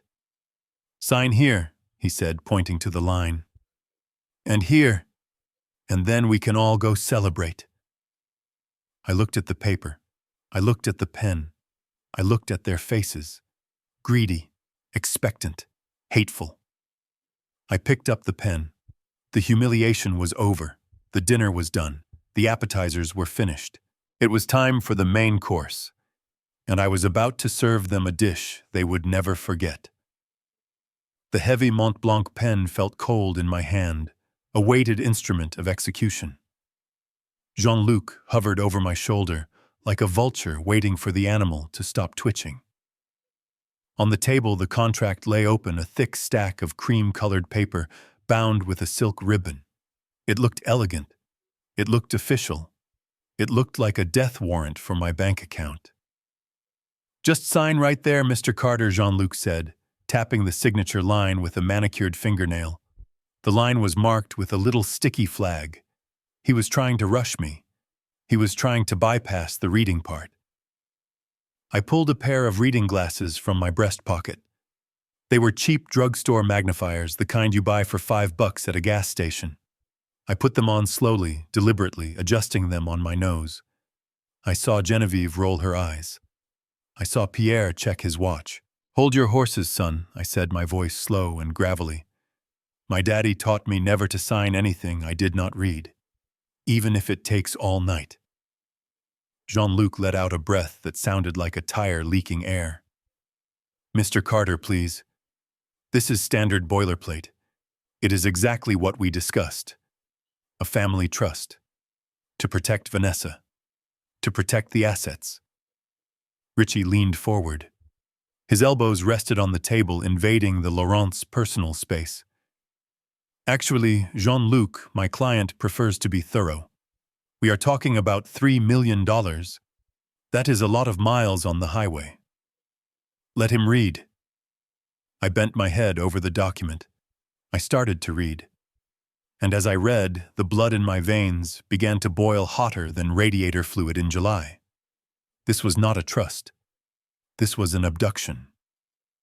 Article 4, Section B stated that the trustee, which was listed as Jean-Luc Laurent, would have sole discretionary power over the allocation of funds for lifestyle maintenance. Lifestyle maintenance. That was a fancy way of saying he could spend my money on gambling hookers and vintage wine without Vanessa having a say in it. I looked up. "Lifestyle maintenance," I said, pointing at the words. "That sounds important. Does that cover my trucks?" Pierre scoffed. "Trucks? Why would it cover trucks? It covers the necessities of their station, William. Housing in the appropriate arrondissements. Travel. Wardrobe. One must maintain appearances." In French, he muttered to Genevieve, "He thinks we are going to buy tires with his money. The man is a peasant." I went back to the paper. I turned the page. The paper crinkled loudly in the silence. Article 7 caught my eye. It was buried in a paragraph of dense legal jargon, the kind designed to make your eyes glaze over. It granted the trustee power of attorney over any future inheritances or liquidations of the beneficiary's familial assets. I froze. I read it again, just to be sure. They were not just coming for the $3 million. They were coming for the trucking empire. They knew. Somehow they suspected there was more, or they were just casting a wide net, hoping to catch whatever else I might leave behind when I died. If I signed this, Jean-Luc would effectively control Vanessa's inheritance before I was even in the ground. He would have the legal right to sell my fleet, my depots, my land. My hand tightened around the pen. The plastic barrel creaked. This part here, I said, tapping Article 7. It says something about future assets. What does that mean? Vanessa sighed loudly. She slammed her hand onto the table, making the silverware jump. Dad, come on! It just means if you leave me your house in New Jersey or whatever, Jean-Luc can help me manage the sale so I do not have to deal with it. He is good with business. You are making a scene over nothing. Good with business. The man owed 200,000 euros to a casino and was renting a fake life. I looked at my daughter. Her face was flushed with wine and irritation. She was not looking at the contract. She was looking at her reflection in the darkened window, adjusting a stray lock of hair. She did not care what she was signing away. She just wanted the money. She just wanted the night to end so she could go back to pretending she was royalty. You trust him that much, Sugar? I asked. You trust him with everything, even the things I built with my bare hands. She rolled her eyes. Yes, Dad. I trust him. He is my husband. Well, he will be in 2 days. Unlike you, he understands how wealth works. He knows how to invest. He is going to turn your little nest egg into something real. Jean-Luc puffed out his chest. Exactly. I have opportunities, Mr. Carter. Private equity. Emerging markets. Your 3 million will be 10 million in 5 years. I looked down at the paper again to hide the look in my eyes.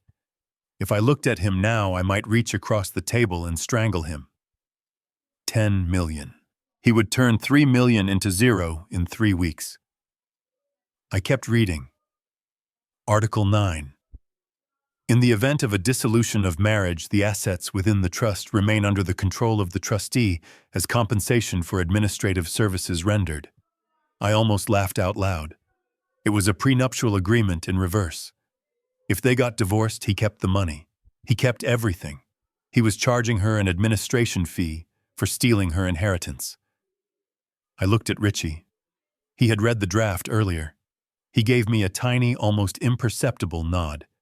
He knew. He knew this document was the smoking gun. It proved intent. It proved malice. It proved they thought I was a brainless ATM. I turned the page again. Oh, for God's sake, Genevieve snapped. She lost her composure. The mask slipped. William, this is ridiculous. We have a reception to attend. People are waiting. You are reading this like a child learning his alphabet.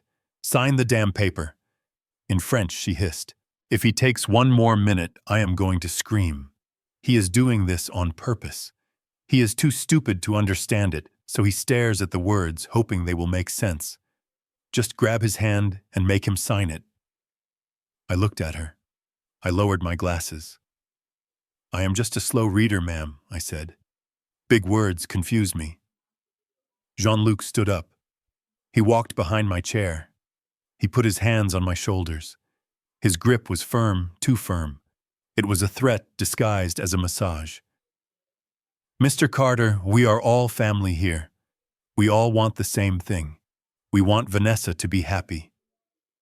Do you want Vanessa to be happy? Of course, I said. Then sign, he said. Sign and show her that you support her.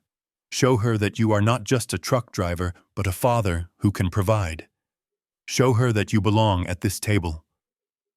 The manipulation was clumsy, but it was effective. He was weaponizing my insecurity.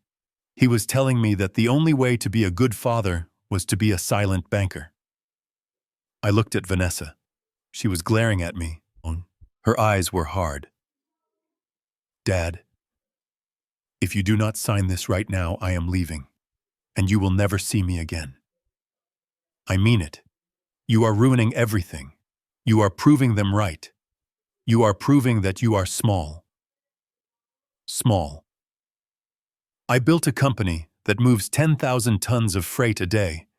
I employ 400 people. I have stared down blizzards and hurricanes and economic crashes. And my daughter sitting there in a dress I paid for was calling me small because I wouldn't let a grifter pick my pocket. The tension in the room was a physical weight. Pierre was tapping a spoon against the table, a rhythmic metallic ticking that sounded like a bomb countdown. Genevieve was gripping her wineglass so hard her knuckles were white. Jean-Luc's breath was hot on my neck. They were desperate. They were terrified. They needed this signature like a drowning man needs air. If I didn't sign, the loan sharks in Nice would break Jean-Luc's legs. If I didn't sign, the landlord of the fake castle would evict them. If I didn't sign, their house of cards would collapse. I looked at the signature line again. I leaned forward. I placed the tip of the pen on the paper. Ink bled into the fiber, creating a small black dot. Jean-Luc exhaled. I felt his shoulders relax. Vanessa smiled a triumphant, greedy smile. Finally, she whispered, "I wrote the letter W, the first letter of my name." Then I stopped. I lifted the pen. "Is there a problem?" Pierre barked. "Why did you stop?" I looked at the pen. I frowned. "This pen," I said. "It feels light. Is it real gold or is it plated?" Jean-Luc stiffened. "It is solid gold, Mr. Carter. It is a family heirloom." "Is it?" I asked. I turned the pen over in my fingers. I saw the small scratch on the barrel. I saw the base metal underneath the gold plating. It was a fake, just like everything else in this room. Just like the castle. Just like the title. Just like the love they claimed to have for my daughter. I put the pen down. "I cannot sign with this," I said. "It does not feel right." "Use your own pen," Vanessa shouted. She stood up. "Use a crayon for all I care. Just sign the paper, Dad. Stop torturing us." I looked at her. Really looked at her. I saw the desperation in her eyes. But it wasn't desperation for my love. It wasn't desperation for my presence. It was desperation for the lifestyle she thought she was entitled to. She was willing to sell me down the river for a seat at a table that was made of sawdust and glue. I reached into my jacket pocket. I pulled out my own pen. It was a cheap Bic ballpoint, blue ink, the kind you buy by the box. I clicked it. The sound was loud in the silence. Click. I hovered the pen over the paper. Jean-Luc leaned in closer. "Do it," he whispered. "Change her life." I looked at the contract one last time. I looked at the clauses that would strip me of my dignity, my legacy, and my self-respect. I looked at the words that reduced 40 years of blood and sweat into an administration fee for a French conman. I took a breath. "You are right, Jean-Luc," I said. "I should do what I do best." I pressed the pen to the paper, but I did not sign my name. Instead, I drew a single thick diagonal line across the entire page, from the top left corner to the bottom right. I pressed down hard so the paper tore slightly. Then I drew another line in the opposite direction, forming a giant X over the text. The sound of the tearing paper was like a gunshot. Jean-Luc pulled back as if I had burned him. "What? What are you doing?" he stammered. I stood up. I pushed the chair back. I picked up the contract. "I am editing," I said. I ripped the page out of the binder. I crumpled it into a ball. Vanessa screamed. "Dad, what are you doing?" "That is a legal document." "No, honey," I said. I dropped the ball of paper onto the empty plate in front of me. "That is trash." The room erupted. Pierre was shouting in French. Genevieve was gasping for air, clutching her pearls. Jean-Luc looked like he was about to faint. But I wasn't done. I looked at Richie. He handed me the other folder. The real folder. The one with the truth. I cleared my throat. The sound silenced them. You wanted me to sign a contract, I said. My voice was calm, cold, and hard as asphalt. You wanted me to transfer my assets. You wanted to manage my lifestyle. I tossed the new folder onto the table. It slid across the linen and hit Jean-Luc's wine glass, making it ring. I think we should talk about your lifestyle first, Jean-Luc, I said. Especially the part about the 180,000 euros you owe to the man in Nice. Or the part about the chateau being a rental. Or the part about your parents being bankrupt. I looked at Vanessa. She was frozen. Her mouth was open. Happy wedding day, sweetheart, I said. I brought you a gift. It is called the truth. Jean-Luc's face went the color of ashes. He looked at the folder. He looked at me. And in that moment, the arrogance died. The nobility died. All that was left was the rat caught in the trap. And I was the cat. And I was hungry. Pierre Laurent stared at the folder on the table as if it were a bomb that had just started ticking. His face was a mask of flushed indignation, the veins in his neck bulging against his tight collar. He looked at Richie, and then he looked at me, and then he made the mistake of opening his mouth one last time in his native tongue. He turned to Genevieve and hissed in French, rapid and venomous. This American pig is bluffing. He does not know anything. He is trying to scare us because he is too cheap to pay. Do not look at the papers. Just call the police and have him removed. He is a peasant attempting to sit on a throne. I watched him finish. I watched his lips move. I watched the spit fly from his mouth in his agitation. I let the silence stretch out after he finished speaking. I let it hang there for 5 seconds. 10 seconds. I took a sip of the $20,000 wine. I swirled it in the glass. I looked Pierre dead in the eye. And then I spoke. Monsieur Laurent, I said. My voice was soft. It was not the gravelly voice of the truck driver. It was smooth. It was precise. It was the French of a man who had negotiated shipping contracts in the boardrooms of Marseille for a decade. The French of a man who knew the language better than the pretender sitting across from him. Monsieur Laurent continued in flawless French.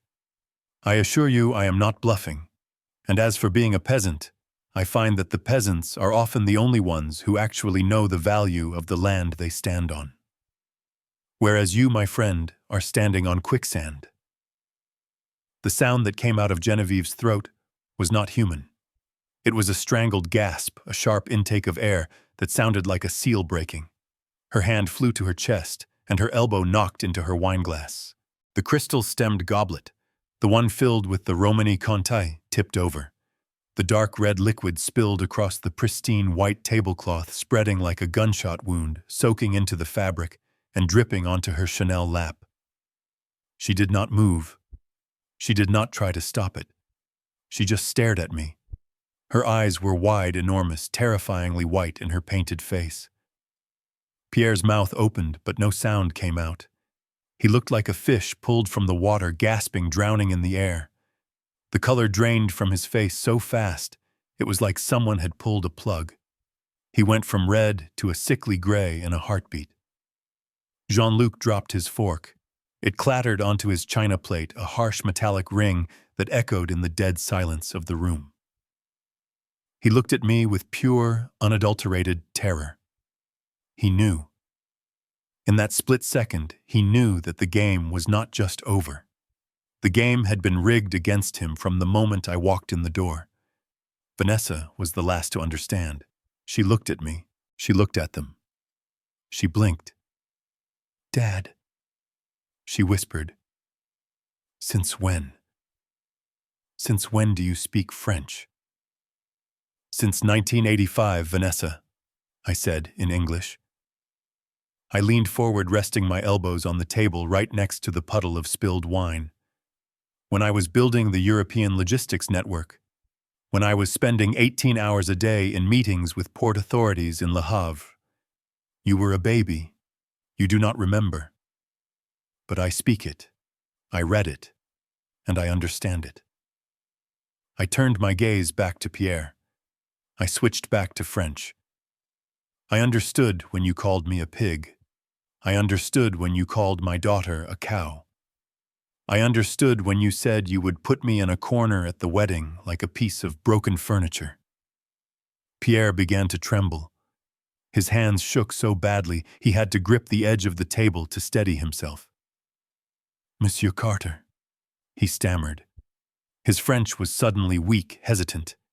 It was a misunderstanding. A joke. We have a dry sense of humor in our family. A joke, I repeated.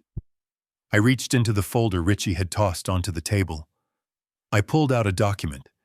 It was a single sheet of paper with a bank letterhead. Is this a joke, Pierre? I asked. I slid the paper toward him. It slid right through the puddle of wine staining the bottom edge red. It is a notice of default, I said. From the bank in Lyon. The one that holds the mortgage on the dry cleaning businesses you used to launder money for the local syndicate. It says here that you are 3 months behind on the settlement payments. It says that if you do not pay by the 1st of the month, you go to prison. Pierre stared at the paper. He did not touch it. He looked at it as if it were radioactive. How did you get this? He whispered. I bought it, I said. He looked up at me. His eyes were glassy. You what? I bought the debt, Pierre, I said.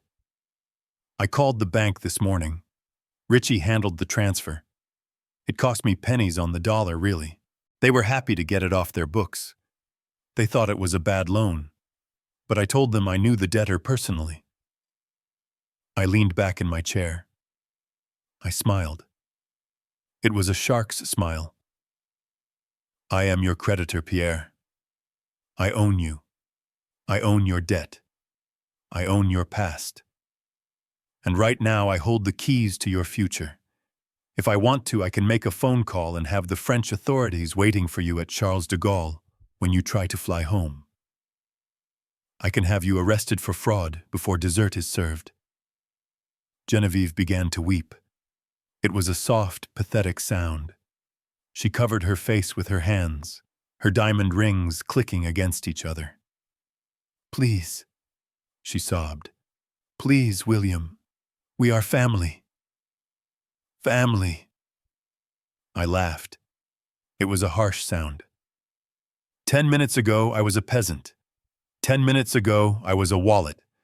Now I am family because I have my hand on your throat.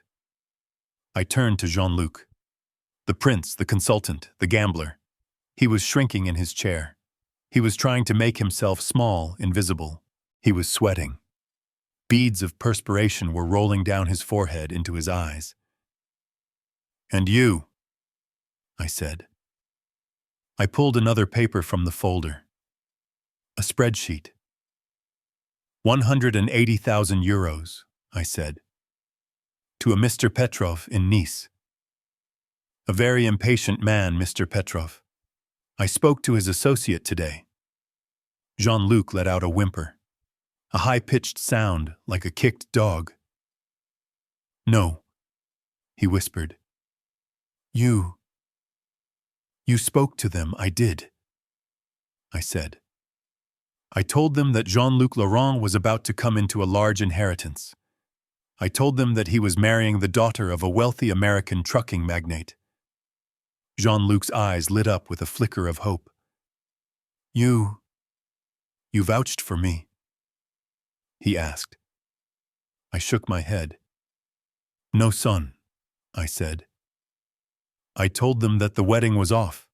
I told them that the trust fund was a lie. I told them that you have no access to my money.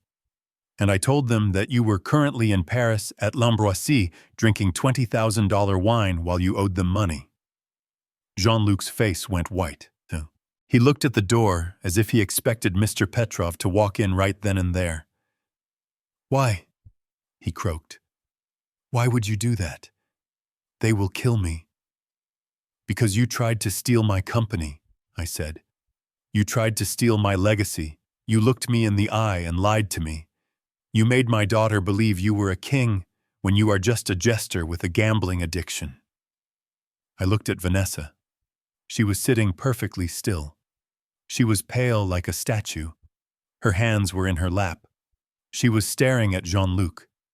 She was looking at him as like she had never seen him before. She was looking at the sweat on his lip. She was looking at the fear in his eyes. Vanessa, I said gently. She turned her head slowly to look at me. Her eyes were empty. The arrogance was gone. The snobbery was gone. There was only shock. I have one more thing for you, I said. I reached into my breast pocket. I pulled out a small black velvet box. It looked like a ring box. Vanessa frowned. She looked confused. I didn't buy you a ring, I said. You have enough jewelry. I opened the box. Inside was a key. A simple silver key with a Dior logo keychain. You were upset about the dress, I said. You were upset that the card was declined. You were upset that the staff looked at you like you were a thief. She nodded dumbly. Well, I said. I fixed it. I placed the key on the table. I bought the store, I said. Vanessa's jaw dropped. You bought the dress. Number 1, I said. I bought the store. The franchise rights for the location on Avenue Montaigne, the one you were at. I called the holding company this morning. It was a distress sale. They were looking to liquidate. I made an offer. I pushed the key toward her. I own the building, Vanessa. I own the inventory. I own the employment contracts of the women who cut your card in half. She stared at the key. She reached for it. Her fingers trembled. So I can have the dress, she asked. Her voice was small, hopeful. It was the voice of a child who thinks she can still get ice cream after burning down the house. I covered the key with my hand. No, I said. I looked her in the eye. I bought the store so I could fire them, I said. And I bought the store so I could ban you from it. Ban me, she whispered. Yes, I said. You are banned, Vanessa. You are banned from that store. You are banned from using my name in this city. You are banned from my accounts. You are banned from my company. I stood up. The chair scraped loudly against the floor. I paid $300,000 for a wedding that is not happening. I paid $50,000 to buy your fiancé's debt just so I could hold it over his head. I paid $5 million to buy a retail store just to make a point. I buttoned my jacket. I looked down at them.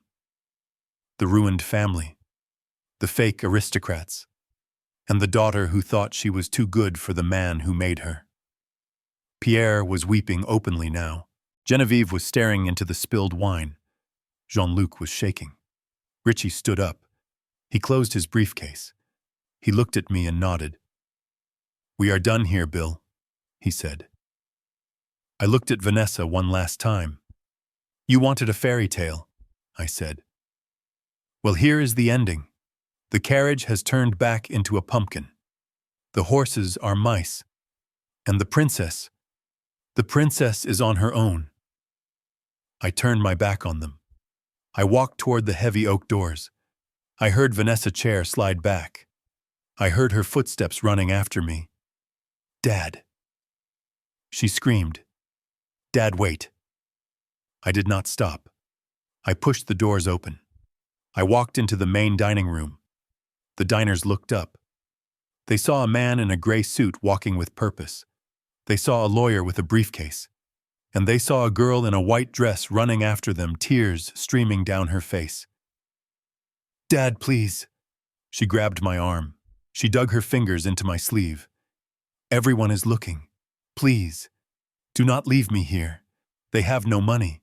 Jean-Luc has no money. How will I get home? How will I pay the hotel? I stopped.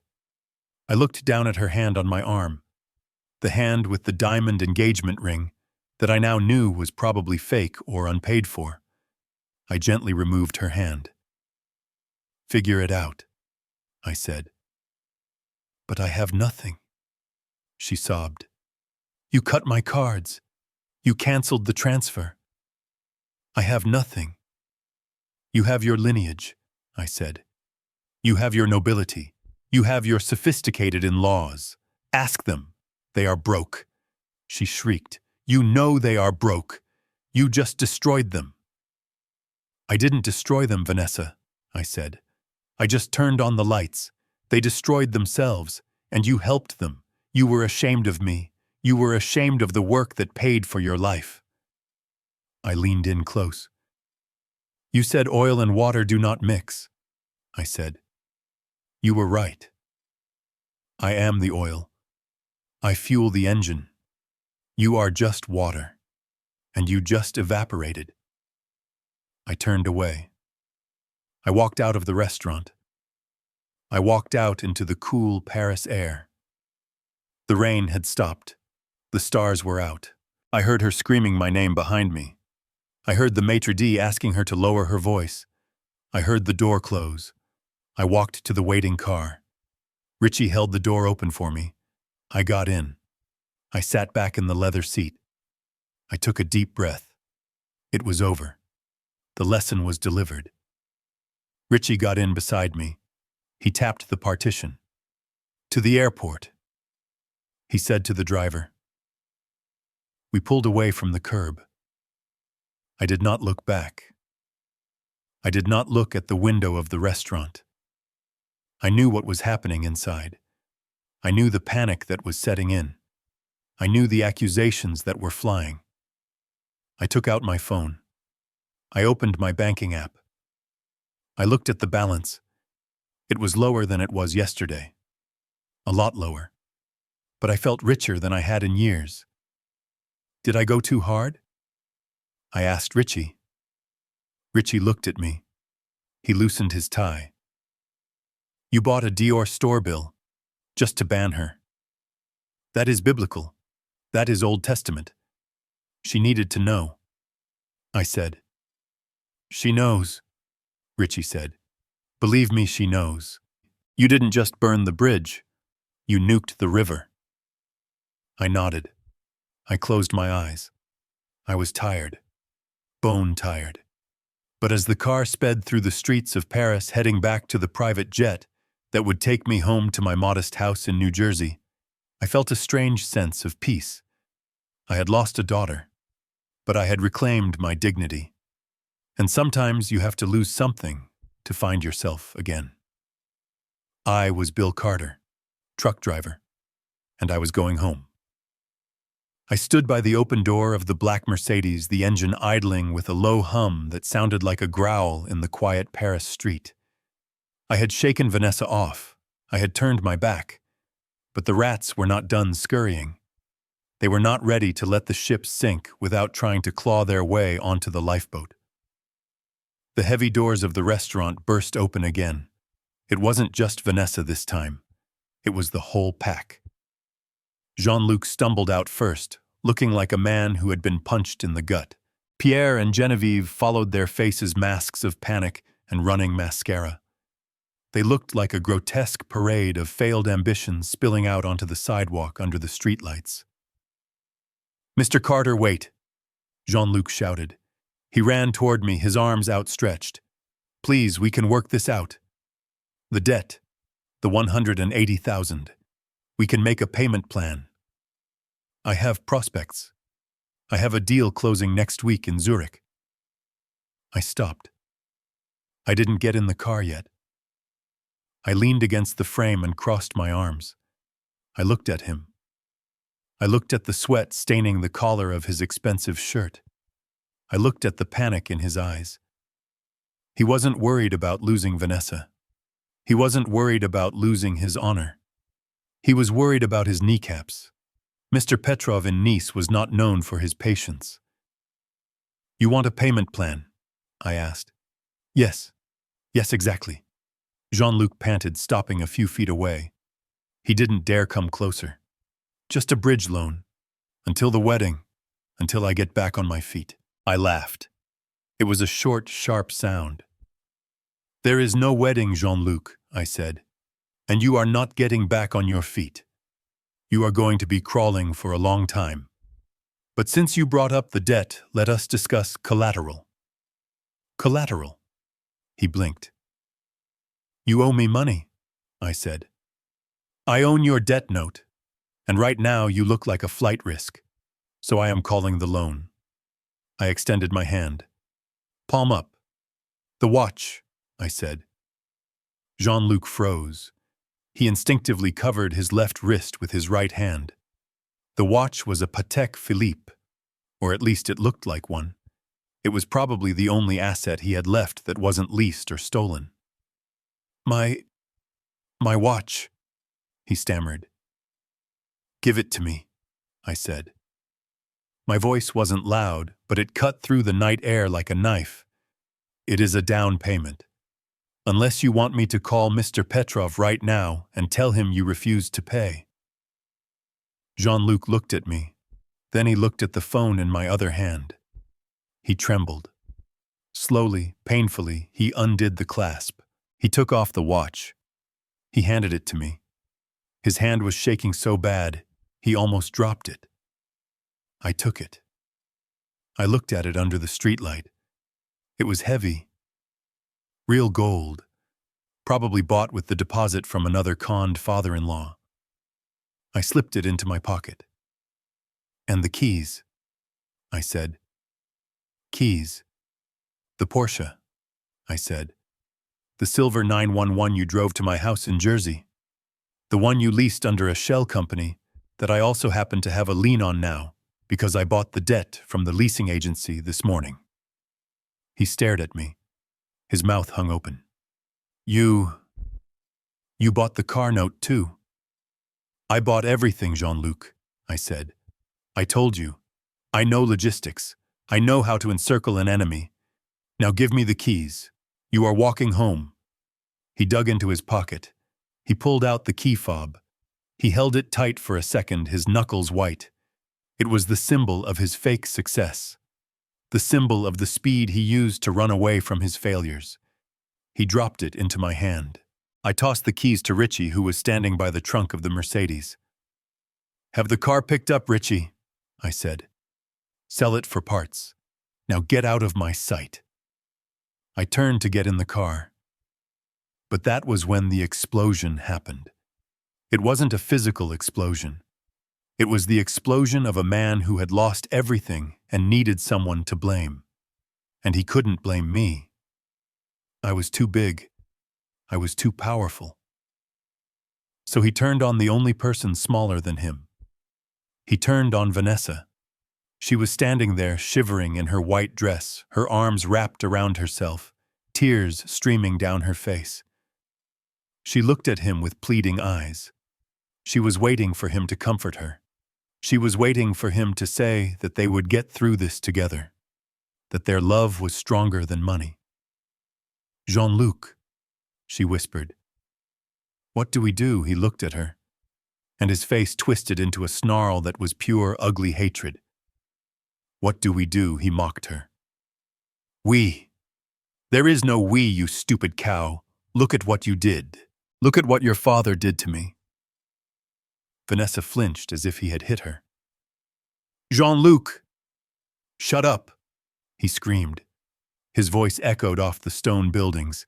"You useless American trash! You told me he was stupid. You told me he was a checkbook with legs. You said he would sign anything. You said he was desperate for your approval." "I didn't know," she sobbed. "You didn't know anything." He yelled. He stepped toward her aggressively. "You walked around like a princess, spending money you didn't have, bragging about your daddy, the truck driver. I only tolerated you because of the money. Do you understand?" I looked at your face every morning, and I forced myself not to vomit because I thought there was a payout coming. I stopped getting into the car. I watched. I wanted to intervene. The father in me wanted to step in and crush him, but the teacher in me knew she had to hear this. She had to hear every single word. This was the medicine. It was bitter, but it was the only cure for her blindness. Vanessa stood there, her mouth gaping open, her eyes wide with shock. It was as if he had ripped off a mask and revealed a skeleton underneath. You don't love me," she whispered. "Love you." He laughed. It was a cruel, manic sound. "I love caviar. I love fast cars. I love not going to jail. You are just a ticket. And now the ticket is expired. You are nothing. You are worse than nothing. You are a debt." He spat on the ground near her feet. Pierre and Genevieve stepped in then. But not to defend her. "You idiot!" Pierre shouted at Jean-Luc. He shoved his son. "You let him do this. You let the American outsmart us. I told you to get the signature before dinner. I told you not to let him read it. Do not blame me." Jean-Luc shoved his father back. "You were the one drinking the wine. You were the one insulting him to his face. You arrogant old fool. You tipped our hand." "Stop it!" Genevieve screamed. She grabbed Pierre's arm. "Stop fighting. We need to fix this. We need money. William." She turned to me. She ran to the car window. She banged on the glass. "William, please." She begged. Her dignity was gone. Her nobility was gone. She was just a desperate woman in a stained dress. "Do not leave us like this. We have nowhere to go. The hotel will evict us tonight. We have no flight home." I looked at her through the glass. I didn't roll down the window. I just stared. Vanessa was standing in the middle of the sidewalk alone. Her family, her fiancé, her in-laws were tearing each other apart like rabid dogs fighting over a scrap of meat. Jean-Luc was shoving his father. Genevieve was clawing at the car door. They were screaming in French and English, a cacophony of greed and blame. And Vanessa was silent. She looked at me. Our eyes met through the tinted glass. I saw the realization hit her. I saw the moment her heart actually broke. Not because I cut her off, but because she finally saw what she had bought with my money. She saw the rot. She saw the ugliness. She looked at Jean-Luc, who was now screaming obscenities at his own mother. She looked at her dress, the symbol of her vanity. She took a step toward the car. She mouthed the word, "Dad." I put my hand on the door handle. I hesitated. This was the moment.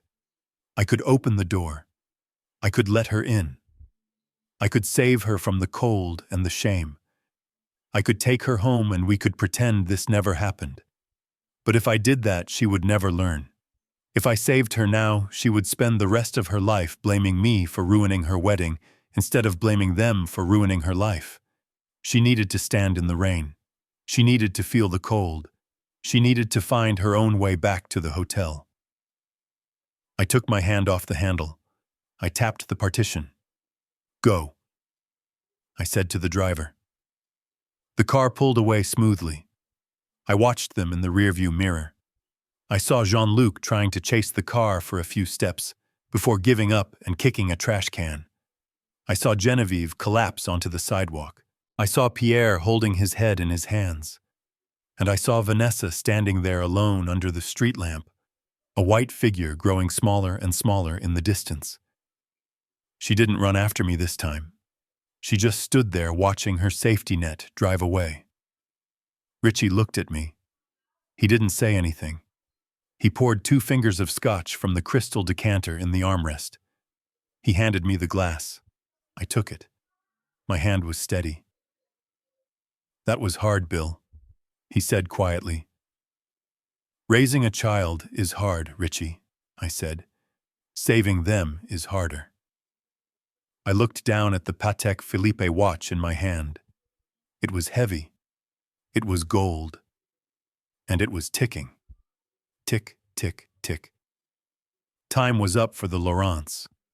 But for Vanessa, the clock had just started. She had $0. She had no place to stay.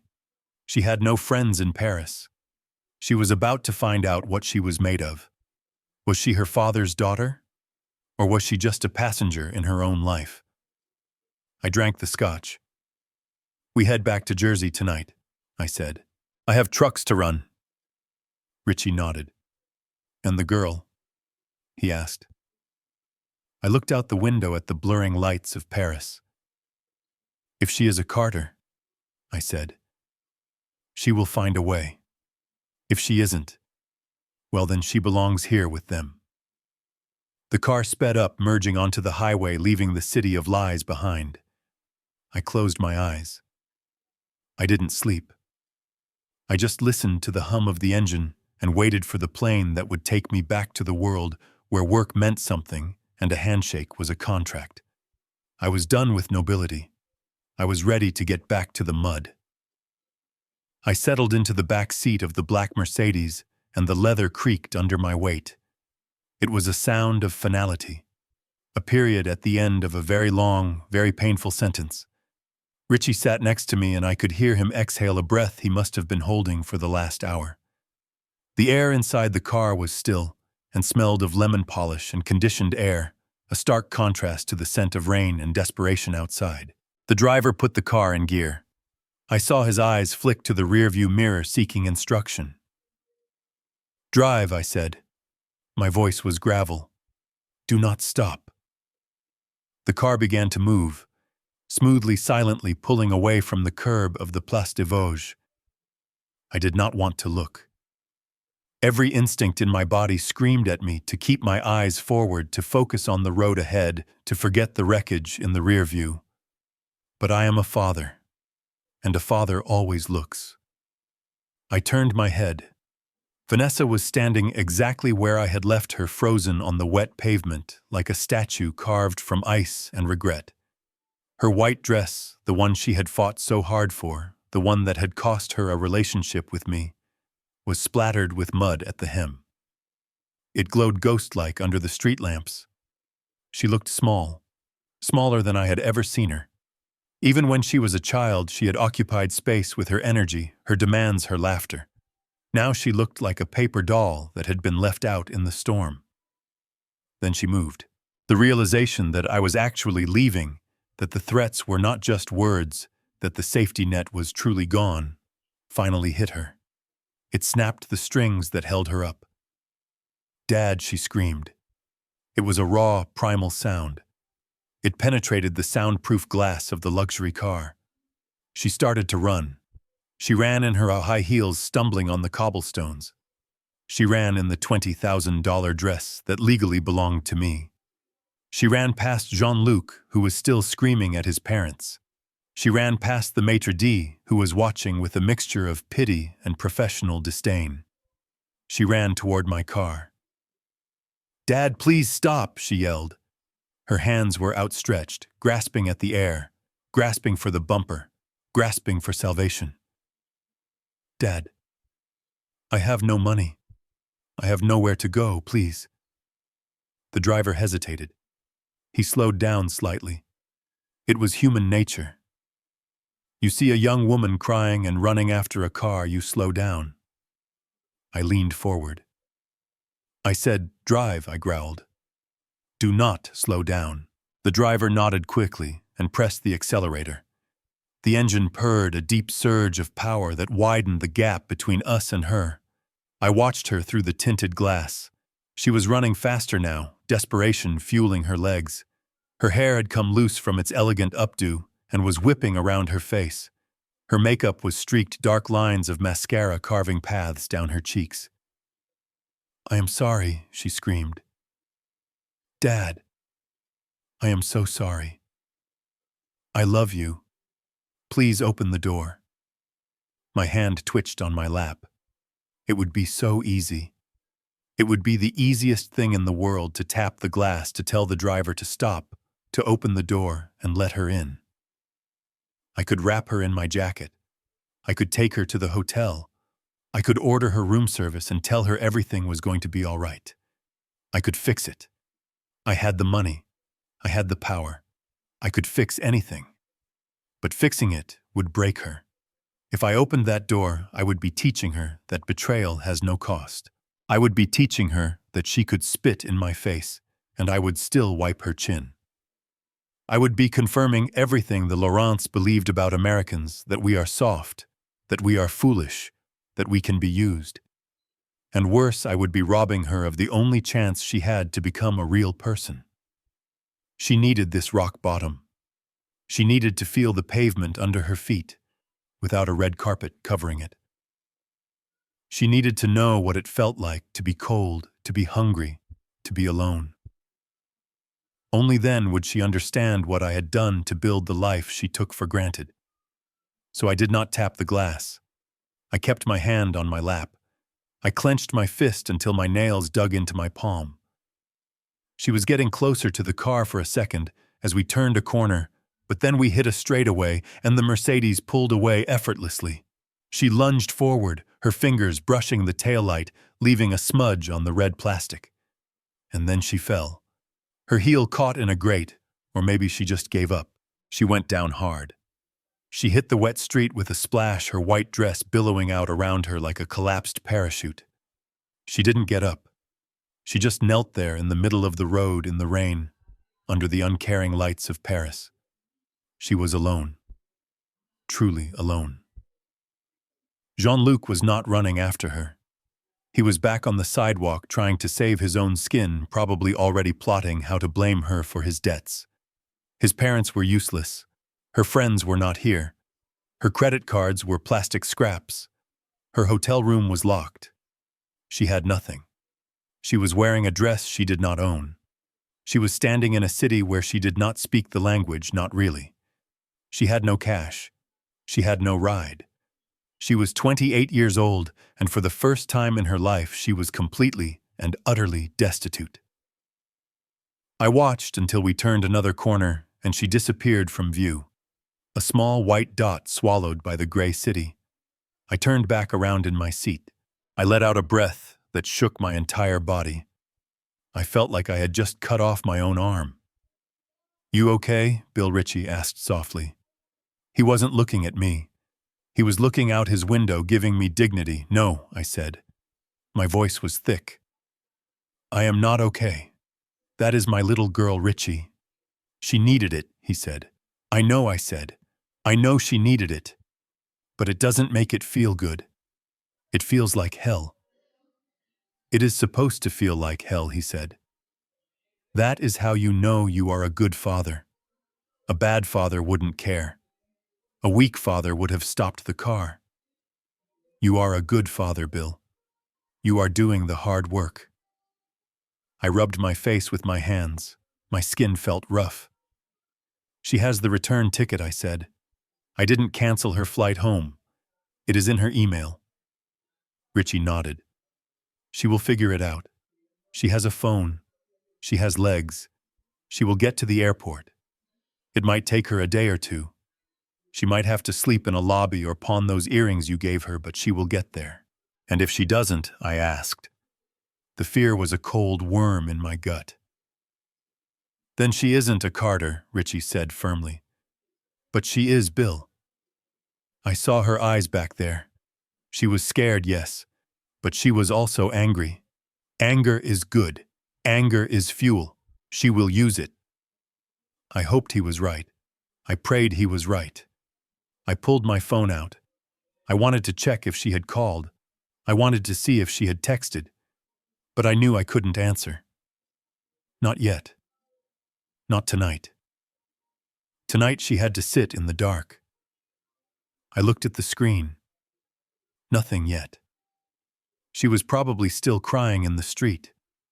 I put the phone away. I looked at the empty seat next to me.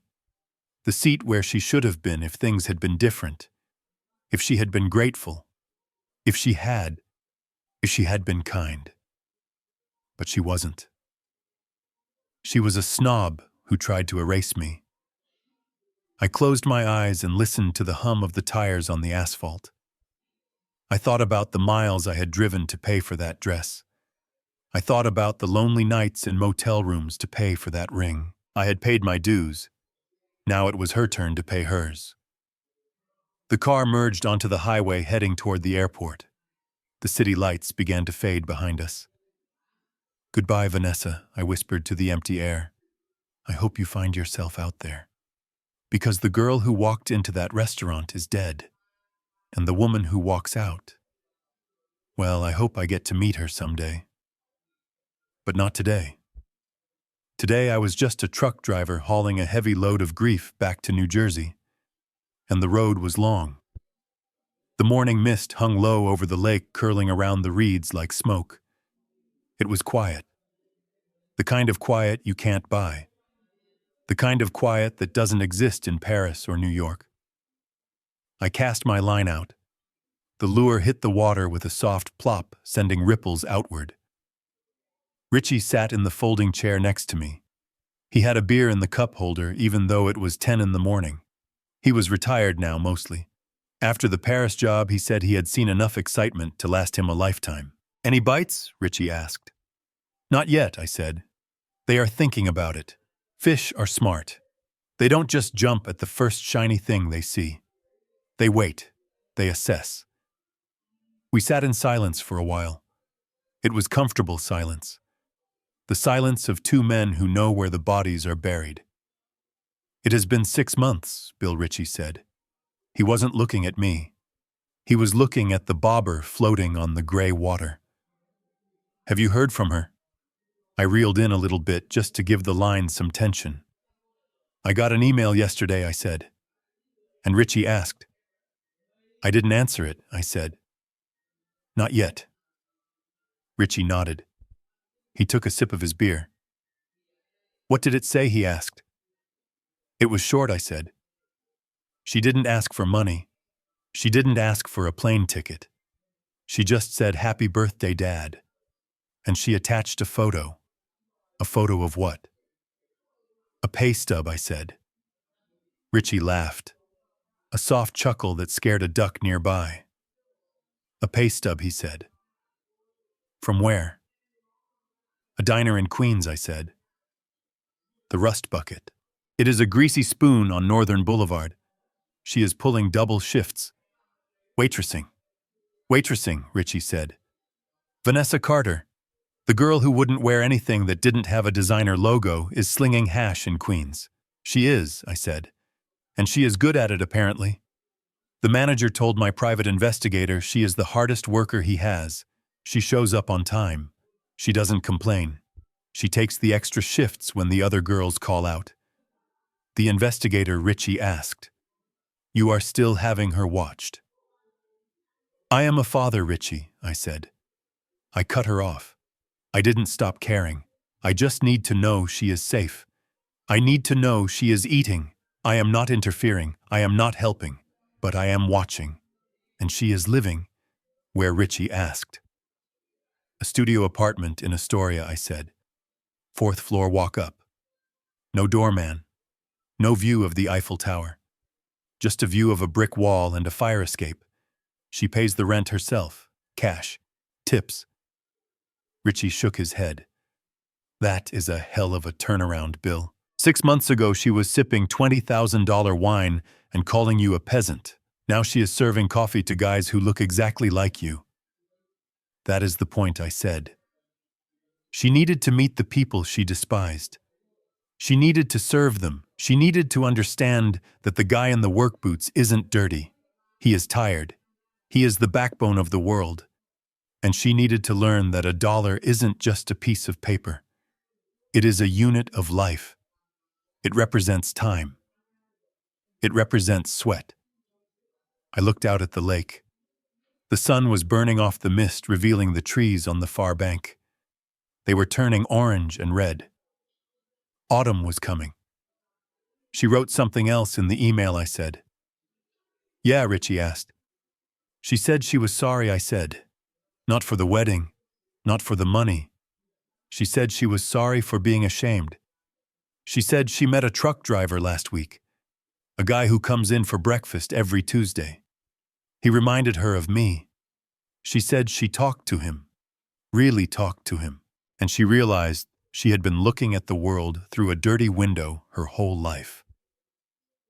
Richie smiled. Sounds like she's growing up, Bill. She is getting there, I said. She isn't there yet.